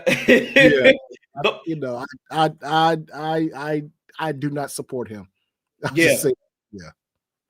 Yeah, I got a lot of thoughts on Tyler Perry as well too. What I noticed about Tyler Perry, like I said, just going back to the HFH thing that I created earlier. I talked about the hierarchy from hell. I talked about for black men. One of the things I noticed about his movies is that the two villains tend to be either a Shea Butter Samba or an old Negro, like almost in every movie. And I wouldn't say in every movie. Every now and again, it'll be the WS, but for the most part, it's either a Shea Butter Samba or it's an old Negro. And the reason why is because there's a level of, I guess, I don't want to say religious, but like an overly churchy doctrine narrative that he tries to create in some of the stuff that he does. And he'll put the problem again on a black man who has been just so abusive, when a lot of times the real issue and the real problem and villain of the movie is something outside of that. And it typically is one of the things that I said. Yeah, even what was his last movie he did with the mother who was a grocery store worker who held up the bank. Yes, I saw that. By the way, I hated that movie because it was a ripoff of a John Boyega film called Breaking. That was an excellent film. And so when I saw him doing, what was it called? Enough or What was it called? I can't remember. Hold on. I have a video. I did on it. I did a whole video on this. Hold on. Let me check this out real quick. It was called it'll come to me. Hold on 1 second. Straw. Yep, Straw. That's right. Straw. Yeah. I looked at this. I said, "Oh my God, they robbed! This is the John Boyega movie down to the T, except they put a woman in it." And Hmm. it was horribly done, by the way. If you Yeah. haven't all seen, you see, so watch Breaking. It's another Yeah. name. Yeah, that's a real good movie with John Boyega, where a It, guy who was dealing with mental issues who ended up robbing a bank. He was a soldier. That was a real film. But even when you talk about the Tyler mhm. Perry movie Straw, that was a woman that clearly had some kind of mental issues due to not to give away the plot, but her daughter died. Yep. And so it put her through delusion. But even in that, they had to make her supervisor, her boss. They Hmm. had to make him the bad guy. Yep. You going to jail. So it's just he was over the top. You Yep. know, just Yep. over the top. And that's the way it is Beyond with a belief. lot of these Tyler Perry movies, like you talk about. It's that old, you know, Negro type of guy in there. So yeah, Yep. I know exactly what you mean. Yep, definitely. And even in that movie, I think that they were hinting at the real villain was the old Negroes. Because I noticed that too. Whenever Tyler Perry does that, he'll make sure they're either not a character or they're like subtly focused on. But what I tend to do now when I watch movies, bro, is sometimes like the part like because I have like a certain way I saw the movie like when I watched it in the past, like whatever movie it is. And then I'll rewatch it again and Mhm. then I'll pay closer attention to the scenes that I may have not focused on when I first seen it. And so what I even do with my wife now, even if I go back and we're rewatching a movie that we watched back in the day, I'll pause at points where somebody says some little slick shit, and I'm Mhm. like, this is the real villain of the movie right here. Like I'll do that now on purpose, just so I can rehear it back again because Uh-huh. nobody will ever focus on it because they'll Yeah. always focus on the person that they want you to see as the villain. They'll never focus on somebody doing some subtle slick shit, and they're really the biggest problem or the cause of most of the problems in the movie. Like another good example of this, I'm supposed to do a video on this at some point. I don't know in what format I will. In the Mhm. movie Jungle Fever, um, Okay.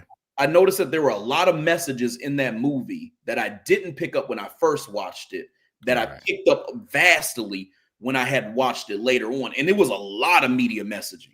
And one Mhm. thing that I saw specifically was there was a scene. I don't know if you saw this movie, but these Italian guys, they were basically in this little newsstand joint, basically. Mhm. And one of the dudes was talking about how in so many words he was kind of jealous of like the Anglos, like blonde hair, blue eye, like white people, basically white boys, and how they get all these women and women just love them and stuff like that. So I picked up on that scene when they were talking about that, and I'm like, this is interesting because this was happening around the time when you just think about like Italians and how they weren't initially seen as white people, but Right. then at a certain point they were grouped in with the dominant society. So it Mhm. was showing you or foreshadowing that they already had a desire to reap the benefits of the dominant society. And eventually it led to them actually like becoming a part of it.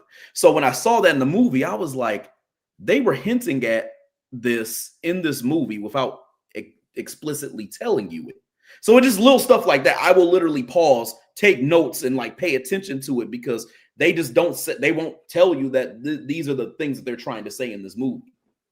Oh yeah, yeah. I haven't seen that movie in so many decades, but yeah, that would be a great topic. Yeah. All the subtle things in there, I do remember, and maybe I'm getting off topic. I do remember the sisters sitting down and having a conversation about all the frustrations they had. Was Dr. Chia pointed out on Facebook, it was like, but you never had that moment for the black men or the men to Yep. point out their moments. So yeah, that's a great film. I had forgotten about it. Yeah. Yeah. And there's a lot of other stuff in there too. Like they even talk about like workplace microaggressions and stuff like that. Cause there Mhm. was a scene even in the beginning where Wesley Snipes' character is he's like in the office basically with these two white dudes he works with. And they talk Right. about how he basically is the token black dude, and he's trying to basically remedy that because he wanted a black person to work there in their basically in their department. And so I guess the white boys who he was working with, they were going through some type of agency to get people. And although he requested a black person work with him, they got a white person on purpose. And so then when he brought it up, they were trying to kind of flip the script and deflect and say, "Oh, is this supposed to be reverse racism? Is that what you're doing?" So like, I picked it up and I'm like, damn, why not notice this when I first seen this? You know what I mean? Like, it was just crazy, like how you pick up all these things when you see it again. Yeah.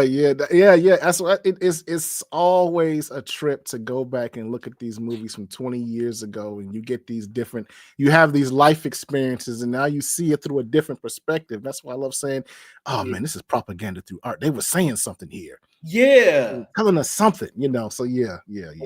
Exactly. Yeah, so next question. Go ahead. I was gonna say, next question I had for you real quick. Can you name a TV show or a movie where recently where you felt like there was a lot of anti-black misandry? And if so, what would that show be? Show, you said show or movie? Or movie.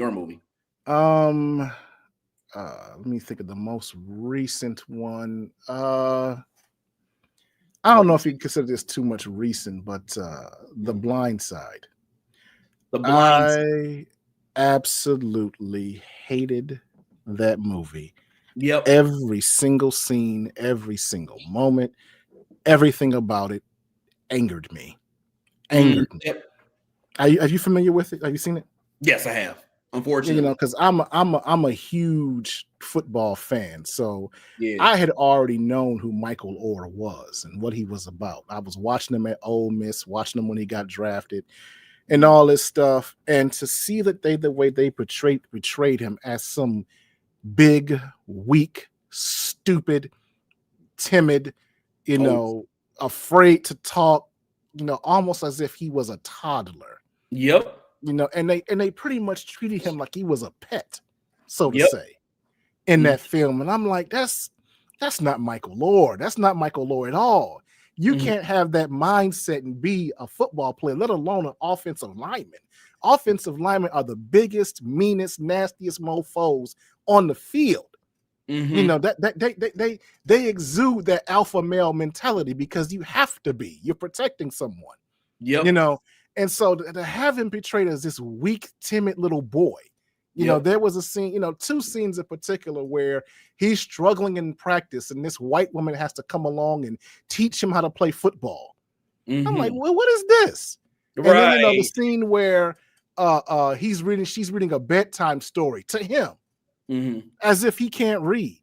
And he's sitting up with the little boy, like he was like the little boy's dog or something. The little boy was the little white boy was always around him. I'm like, what is this garbage, man? So that movie always pisses me off. Of course, you have The Green Mile, which is quintessential, the whole magic Negro trope. Yep.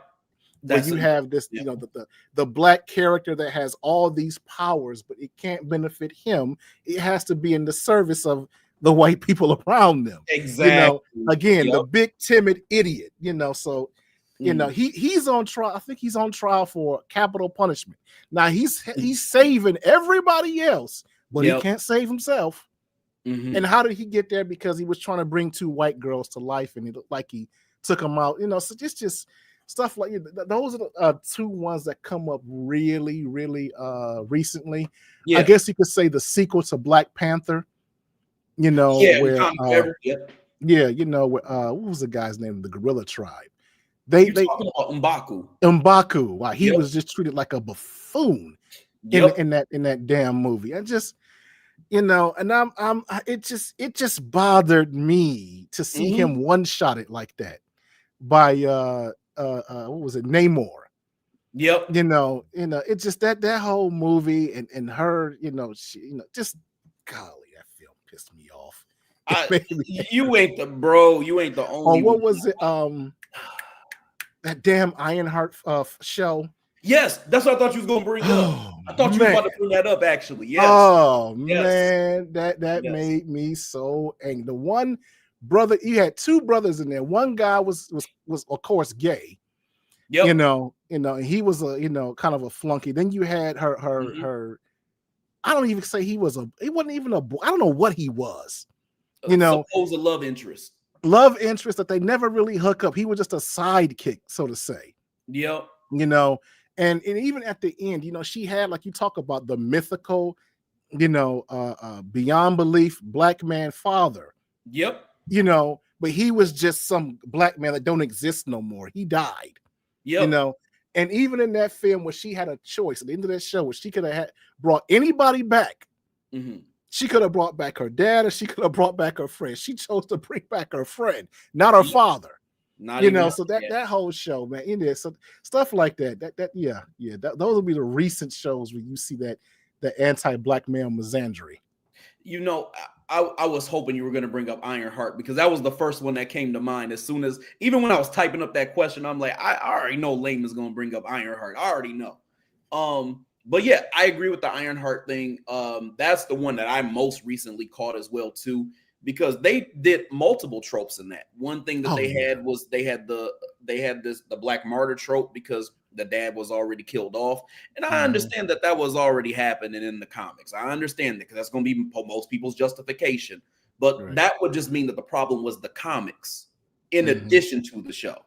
And also, too, everybody likes to harp on, well, they changed things from here to there. They could have changed it if they wanted to. They just didn't.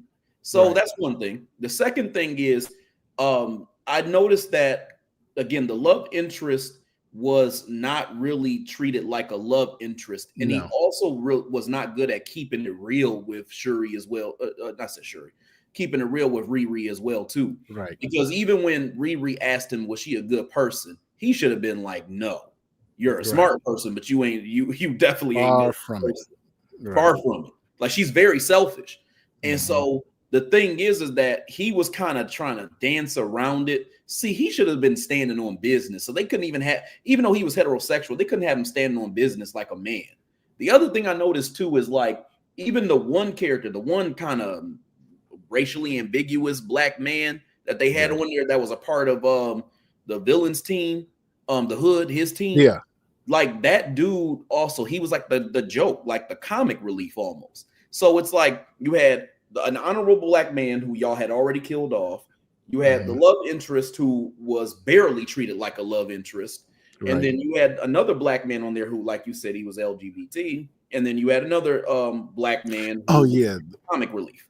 Yeah, he was supposed to be smart, but he was always bumbling around and stumbling. Yeah, stupid. Yeah. I know you're talking about. Yeah, I know. Yeah. So that was the worst one I've seen because there were so many negative tropes against black men in that one. So right.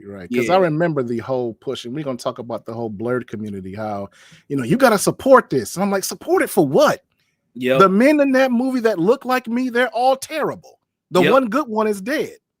Yep. I'm supposed to support that. That's the image I'm supposed to have. No, I'm not happening. Definitely. Real quick, I just want to say this shout out to Inspired Truth Broadcast. I appreciate the donation, the super chat. All these things we saw as kids take on a different meaning as fully developed adults. Good talk, gentlemen. I appreciate you coming through. And again, I appreciate this as well, too. But yes, it's important that we reanalyze it because, again, like we're looking at it from the entertainment perspective, when we're kids. But when we get older, the biggest thing is for us to see how this is impacting the people who are watching it. That's why channels like Minds and then Laymans are important because we go through and we actually look at a lot of these different tropes, agendas, etc. that we see. We break them down and we show how it's being used, that being media, as a mechanism to negatively impact or at least brainwash the people who watch it. Right. Yep. But yeah, no, we can go ahead and go into that Blerd. I know you already kind of started off talking about that, but yeah, my question for that would have been, do you consider yourself a Blerd? And two, if you do, what are some of the ways that you want to see black men represented, or what do you think black men should do about the scope of this negative media? I don't know if I am a Blerd or not, if I would consider myself a Blerd or not. Fair enough. I did initially, because my understanding that the Blerd community was just, we're all about the media, we're all about the entertainment. And I kind of, when it comes to the Blerd community, like I was telling you, I'm more into the anime manga side of it. That's where I am, not so much into the Marvel, DC, American comic stuff. I'm into the Japan stuff. So I was all about vibing with that, but I'm not into the activist wing of it. since anime has risen in popularity, you have a lot of activists that have wandered into the space and they're trying to retrofit it because, and we Yeah. talked about this earlier, when you have progressive ideology and liberalism, that's not something that people can take straightforward. So you have to like hide the medicine behind sugar. Hmm. And so we saw them do that with the MCU, with the women's empowerment and the LBGTQ. And we talk about Ironheart and Black Panther, how they push Black womanhood and authority Yep. in those projects. And so you've seen the MCU taking over, but now within the last few years, that American, comics and all that stuff has pretty much died out. Marvel is dead, Hmm. and so you look at, for example, this past summer, Demon Slayer came out. Yeah. And that's a movie that cost $20 million that absolutely kicked the ass in the movie theater. I Hmm. mean, it crushed Fantastic Four. It crushed Captain America. It crushed Superman. Yep. And it's still making money. Yep. It's going to hit that $800 million mark on just a $16 million budget. Hmm. And so you see with Disney talking about they want to get some new original IPs. And one of the things that's been happening at Disney and Sony is they're really trying to get into that anime manga community Hmm. and use that to replace the American superheroes because they know, I think they did a study and they found that Gen Zs, Hmm. they don't know anything about Marvel and DC. In their mind, that's something that their dad is into. Oh wow. Even in my nephews, nieces and nephews, Yeah. they don't know anything about Spider-Man. They don't know anything about Wolverine or the Avengers. But That's they'll crazy. talk to me all day about Eren Yeager and Luffy and Goku and all the rest of these Japanese characters. That's Yep. what they're into. And so Hmm. that's what American media has gotten into. And so I'm kind of seeing the woke crowd trying to wander into that anime manga space. And I don't Hmm. mean not drop any names, but I'm not a Tony Weaver Jr. fan. Yeah, He to got me has kind of been like an op to me because he was the one really pushing that Ironheart show, you. Hmm. and now he's trying to come in and he's saying, we Hmm. need to have more representation in the anime manga community. Now, I'm not a fan of that. Okay. Now Yeah. this makes some controversy because I look at anime the way I look at hip hop, gospel, or blues. It's Hmm. about the culture. It's about the people. You're not just watching it because you like good music or TV. You want that Japanese culture. So I don't necessarily need representation in that because, you know, I'm a Fair enough. hip, I listen to hip hop. I don't mean to be racist, but I want to hear a black MC. When I'm Hmm. listening to gospel music, I want to hear black voices, you Yep. know, because it's not just the music, it's the culture that you're into. Right. And so they're trying to come in with these Western ideas and try to retrofit it for Western audiences. And recently, you've Hmm. seen the country of Japan saying, no, you're not going to come in and Americanize our art. We've seen what you did to Star Wars. We've seen what you did to Marvel Comics. You're not Hmm. going to do that to us.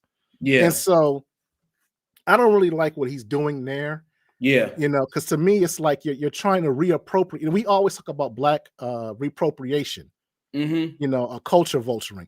Well, you're trying to do that to the Japanese. Let them have our art. We'll keep our hip hop. We'll keep our gospel. We'll keep our blues. Hmm. Don't do to them what we accuse others of doing to us. Hmm. So when it comes to the Blerd community, Hmm. I kind of like what Eric July is doing. When he just created his own comic book Hmm. series. What's his name? Young Ripper on YouTube. Young Ripper. Yeah. I like that. I think Mhm. we need to really hone in on our own stuff, and we can do our own form of like Mhm. anime inspired stuff. I see one of the greatest animes I've ever seen was the Mhm. first 3 seasons was the Boondocks. That's anime to me. You talking about like Aaron McGrutter, like Yeah, yeah, but yeah, their art and direction style, yeah, with the stylized fighting, that yeah, that that that that was, I don't know. I think the animators can, they had that. You could see the anime influence in the way that they yeah, did that show, yeah. even though it was black content. It Mhm. was still inspired by, and we can do that. Mhm. You don't have to take over what the Japanese have. We have the skills and the abilities, especially now with artificial intelligence and things like that in terms of animation. There's no excuse now. You Mhm. don't even need a big studio. You Mhm. can get things popping on social media with your own brand. That's true. So I don't think we have to go in and culture vulture or co-opt or take over what Japan is doing. We Yeah. have the skills and the know how to do what we have now. Now, when you're talking about representation and diversity, I kind of understand that with Marvel and DC because those are properties in America. And in America, there are Black people. So I can kind of understand the need to make that more culturally diverse. Yeah. Because you're talking about a culturally diverse country. But when you're talking about a homogenous place like Japan, you don't need that. Yeah. Let them do what they do.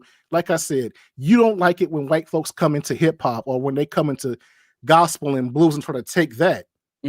So respect their space like when people respect our space. Yeah. So that's why I kind of backed away from the Blerd community because I see people saying, well, this anime needs more Black people. It's the Edo period in Japan. Where are you going to put Black people in there? That doesn't make sense. Let it be what it is and enjoy it for what it is.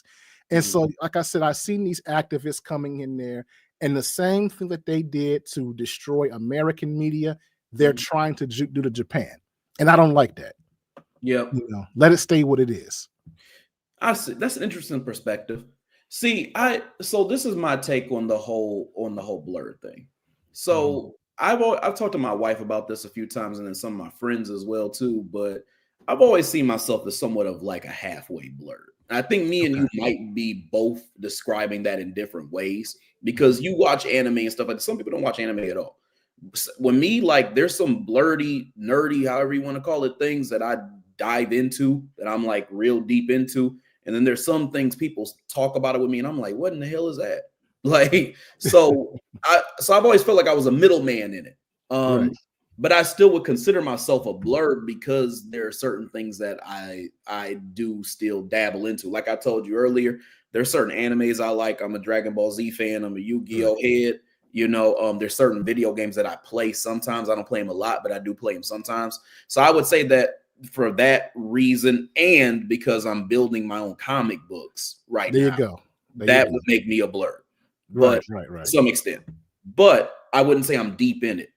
Now, as far as the activist piece, I'm one of those people. I'm more about like trying to get in with like the Black grassroots, and especially like Black people who really want to see, we really want to see ourselves represented in a proper way. Because the reality is that when we look at a lot of the comics that we've grown up seeing, like the Wolverines, like you talked about, Spider-Mans and all that, a lot of that shit was already scalped from our culture already. And then it was turned into something else. So things being turned into comic books and having more Black superheroes, there's nothing wrong with that. Now, as far as the activism piece, I don't really like what I've seen almost on any side. I think the only comic brand I can really kind of get down with or people who are into the Blerd space and doing something big or Black Sands Entertainment. Everybody else, I throw them away. Right. With Tony Weaver Jr., I noticed that I'm don't know where I land on if I feel like he's genuine or not. I'm not sure where I land there. However, I do disagree with a lot of the things that he's actually said, and I've done videos on it. Like, for example, I think that when he does activism, sometimes it's like he's either not seeing the full board or not trying to. I'm not sure which one it is, but either way, it's wrong. And what I noticed that he does is, let's say that they do a race swap, right? Let's say that, there's a TV show that comes out and now all of a sudden they have a Black Batman. I'm just giving an example, right? And then let's say that a bunch of these racist, little male monsters who are somewhere in a trailer park, are bitching about the fact that they see a white person being turned Black. So what somebody like Tony would do is they would go and say, these fans are being racist. They're because they see the image of a Black person. He's not wrong. He's just not fully right. And there's the other side of it. So I have this thing that I talk about a lot on my channel, and I call it the playing both sides agenda. And I got this after reading and studying a lot of Neely Fuller Jr.'s content and reading his books. And what that basically signifies is that the racism is actually happening on both sides. So yes, you have these racist fans who are bitching about a white person being turned Black. But what you also have is the exploitation of these white producers and creators of this lore who are putting these things out there because they know that it's going to garner attention.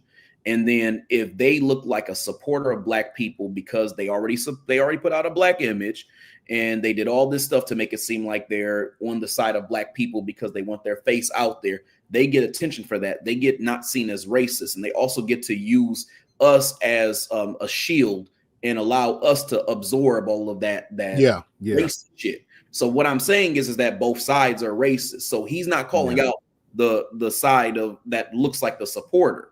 So that's part of what Neely Fuller Jr. has talked about in his books.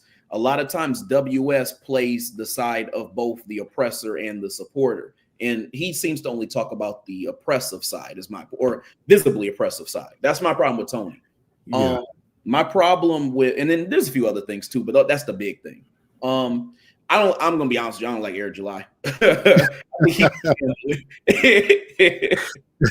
He's straight Samboing. And then bro, like you got the picture of Malcolm X like me in the back talking about some black people can be racist. I'm like, dog, come on now. Come on, dog. So I don't like him either. But the one thing that I will say is that I do think that we should have a space where we're taking Blerd culture away from escapism and getting more into creating powerful images. Because if the dominant society can create images of us, we can sit there and do the same thing by either one, creating powerful images of ourselves, or two, portraying the truth about the way that the world worked in an artistic way. So that's the way I see it. The other thing too with Blerd culture, man, like, and I'm kind of using Tony as an example with this. When it comes to him, I don't really see Tony as a Blerd. I see Tony as a Bleak. And here's the difference. There's a difference between a black nerd and a black geek. A black nerd is somebody who happens to like nerdy things, but is in tune with black culture for the most part. Right. A black geek is someone who they may not have like the kind of the cultural confidence, I would say, but they are a nerd who just happens to be black. That's kind of how I see Tony. Like, it's not that I'm not saying he's not black. I'm just saying he doesn't seem like he's that wrapped in black culture. No, he's not. To us, and I don't see that with him. No. One of the things I don't like that he's doing now recently is there is this new manga called Half is More. Okay.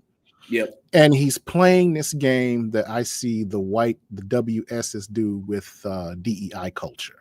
And what he's doing is that so this manga is called Half is More.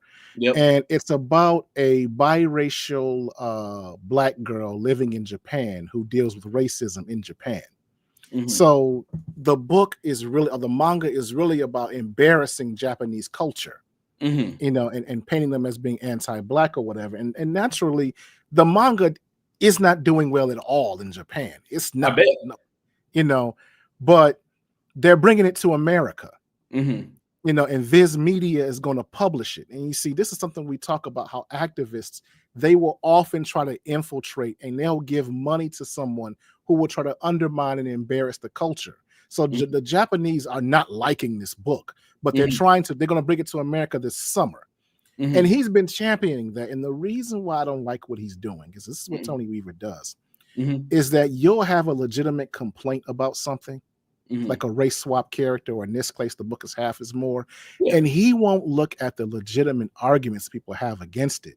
He'll go scrape the bottom of the barrel and he'll go look on Twitter and he'll find some race soldier, you know, and prop them up as the opposition of it.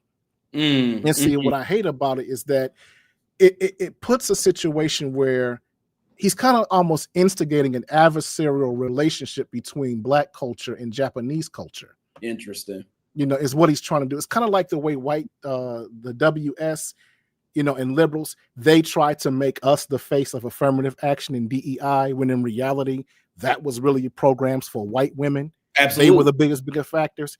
They made us the mascots, but they were the benefactors. So when you see this type of this way they're trying to culturally appropriate Japanese manga and anime, they're using us again as the mascots. You know, look at black people. Look at how they treat black people. When really, they don't even care about black culture. Like Tony, he doesn't even care about black culture. He just wants to push his whatever social agenda he has. But he's using the racism angle, you know, to kind of, you know, drag us into it. Like we don't have this fight. black people in general, we ain't mad at Japan about nothing, Mhm.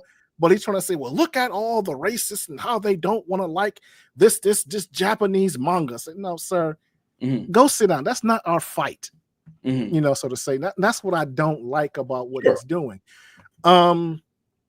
As far as black media, I agree, because my thing is this, Yeah. I think there are a lot of black Marvel and DC characters that don't get enough play. True. You I agree. know, you can do Black Marvel. You can do another show on Power Man. You can do all these other black characters. Like I didn't like the Superman movie, but I liked Mr. Terrific, so to say. You Agreed. don't have to, kill off the white characters to make them the new black version of that. Let's just use our black characters. Can Mhm. we please get a quality casting of Storm in an Agreed. X-Men movie? Mhm. Not Alexandria Ship or Halle Berry. We don't need that. Yeah. Who Can would you we want to play Storm? who I want to play Storm? Yeah. God. The woman from Sinners, the love interest. Oh, What was her Annie's name? character? Huh? You talking about Annie's character? You No, talking no, about? no. The one that Preacher Boy was in love with. Oh, her. Oh, what is that's not Jamie Lawson, is it? I I don't know. I forget her name.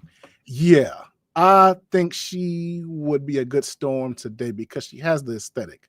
That was Jamie Lawson. I was right. That is Jamie. Okay. Yep. Okay. Yeah. Yeah.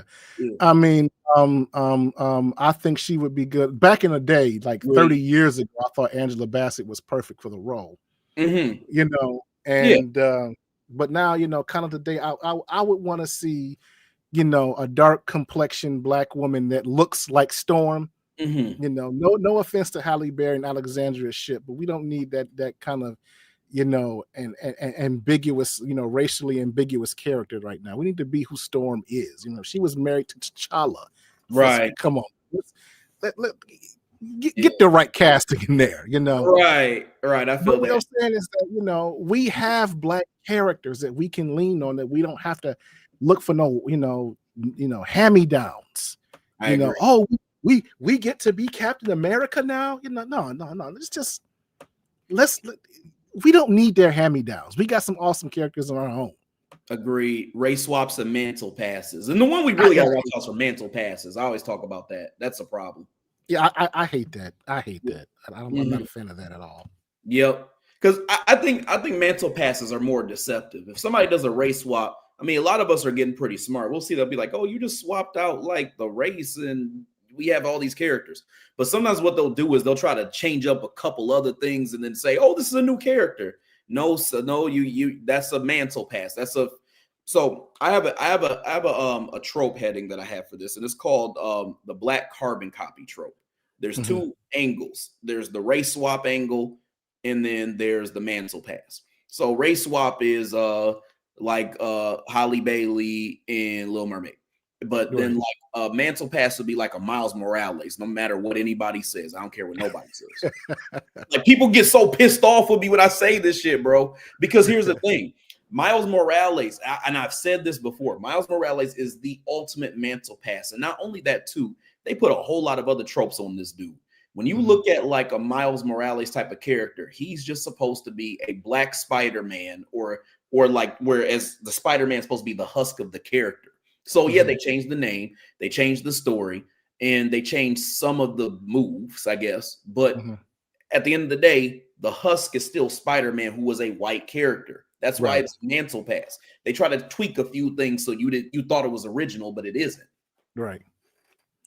I mean, I'm not too familiar with comic book Miles Morales. I read Yeah, a little bit about him in Ultimate Marvel. One day I read all of Ultimate Marvel. Don't ask me why. I was bored. I was just reading all of it. yeah, But yeah, I can see that. But yeah. cinematic Miles Morales isn't as bad to me, Okay, because yeah, the movies are very well done. yeah. I agree. I agree. The movies are very well done, so it doesn't bother me as much. Now, the video game version of Miles Morales, that is, that's a little troublesome somewhat. Yeah. I don't really care for that. But cinematic Miles Morales has been okay to me.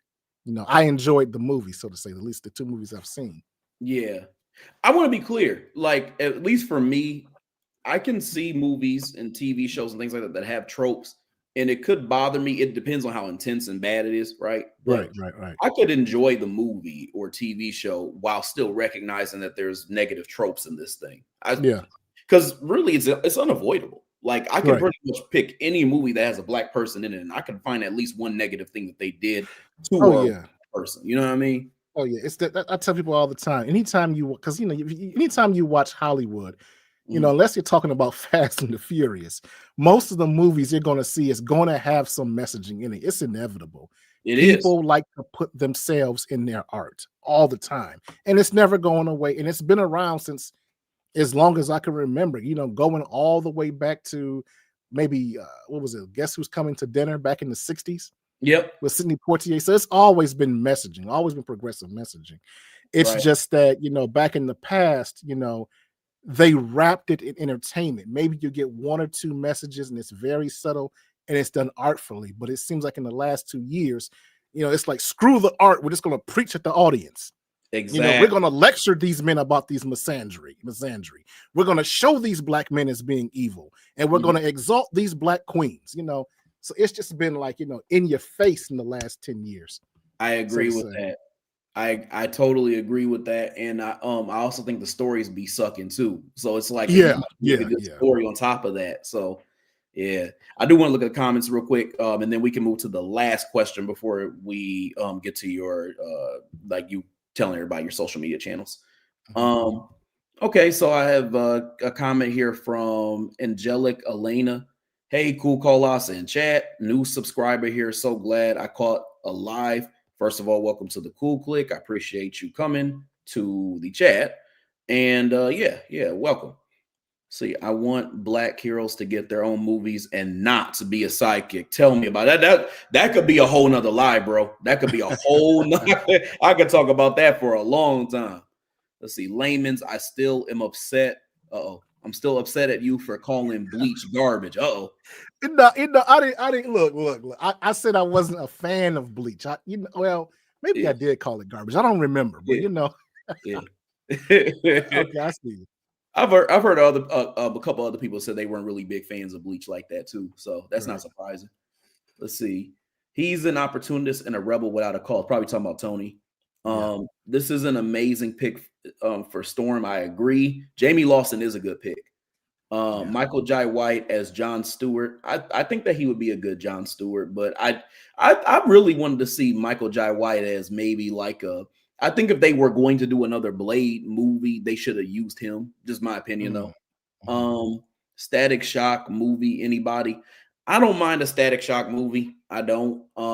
They got too many damn electric black folks kind of flying around. But whatever. It's not like I ain't gonna watch it if someone says it came out, but at the same time, I'm not like static because I already know that like they do that so many times. There's so many like electric heroes that are in both Marvel and DC. So I mean, it is what it is.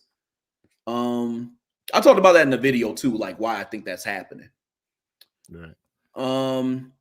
Okay, so the last question I have for you before, like I said, we do the social media handles thing. Do you follow the work of Tommy J. Curry? And if not, are there creators who are similar to what you do that you follow or that you listen to? I am familiar with Tommy J. Curry, but I haven't followed his content closely. I do know who he is and what he's all about, and from what I've seen from a distance, I like what he does. Yeah. Love what he does. But as far as content wise, that I take inspiration from. You talked about Dr. T-Son Johnson. I know. Absolutely, Dr. T-Son Johnson. Big fan of his work. I've been following him for years. So I do take a lot of inspiration from him. A lot of my talking points come from him. A lot of the topics that he bring up, even perspectives, come from him. I do follow a lot of Tariq Nasheed. Yep. Yep. I gotta tune in every once all the time. Actually, I do. Yep. And of course, I a lot of inspiration from Kevin Samuels. So yeah, a lot of that's content wise, that's pretty much my wheelhouse. Hmm. Now stylistically, just as a content creator, there Hmm. are some people that I study as Hmm. far as their technique and the way they do their stuff. There's a one content creator. I'm a nerd, so I'm a big Game of Thrones fan. So Yeah. there's a channel called Alt Shift X, and the way that he breaks down and tells stories, and the way he pans and zooms his cameras, Hmm. I've copied a lot of his stuff. Mm. I stylistically and content wise, I follow O'Shea Duke Jackson.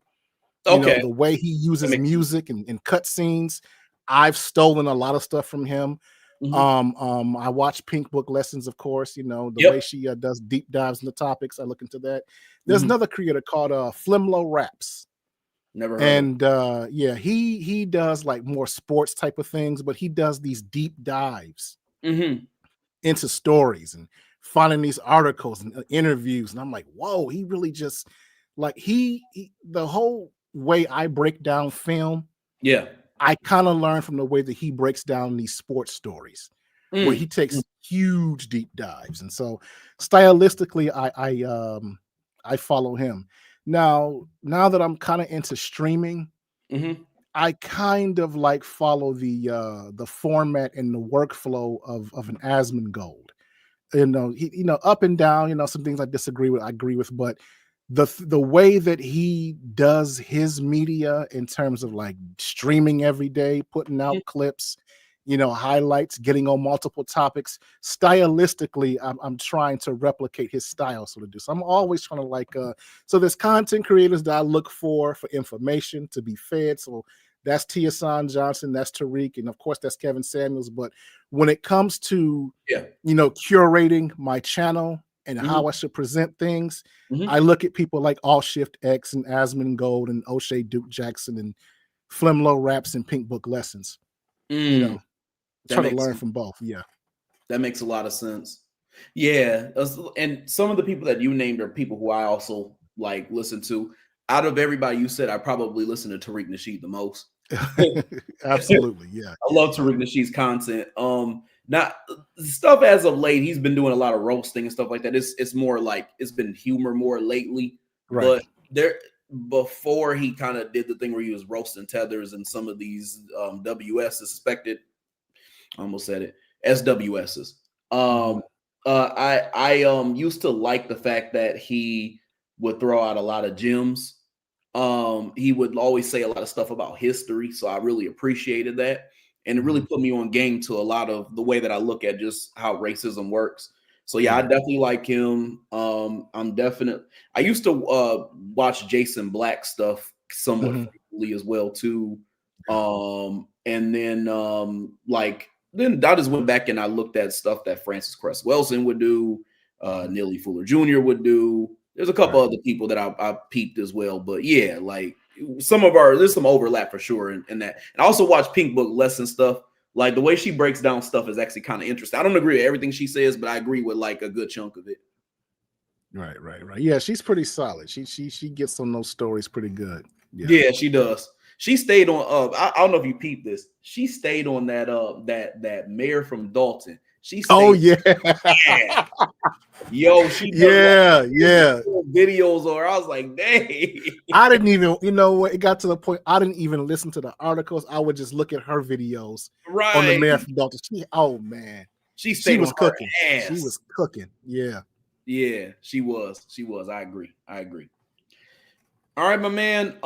So we're gonna go ahead and get up out of here soon. But before we do, I would love it if you would tell our audience here where they can find you at, where they can support you, and anything else that you did not get to say or do or share that you would like for us to share with everybody. Oh yeah, I am everywhere.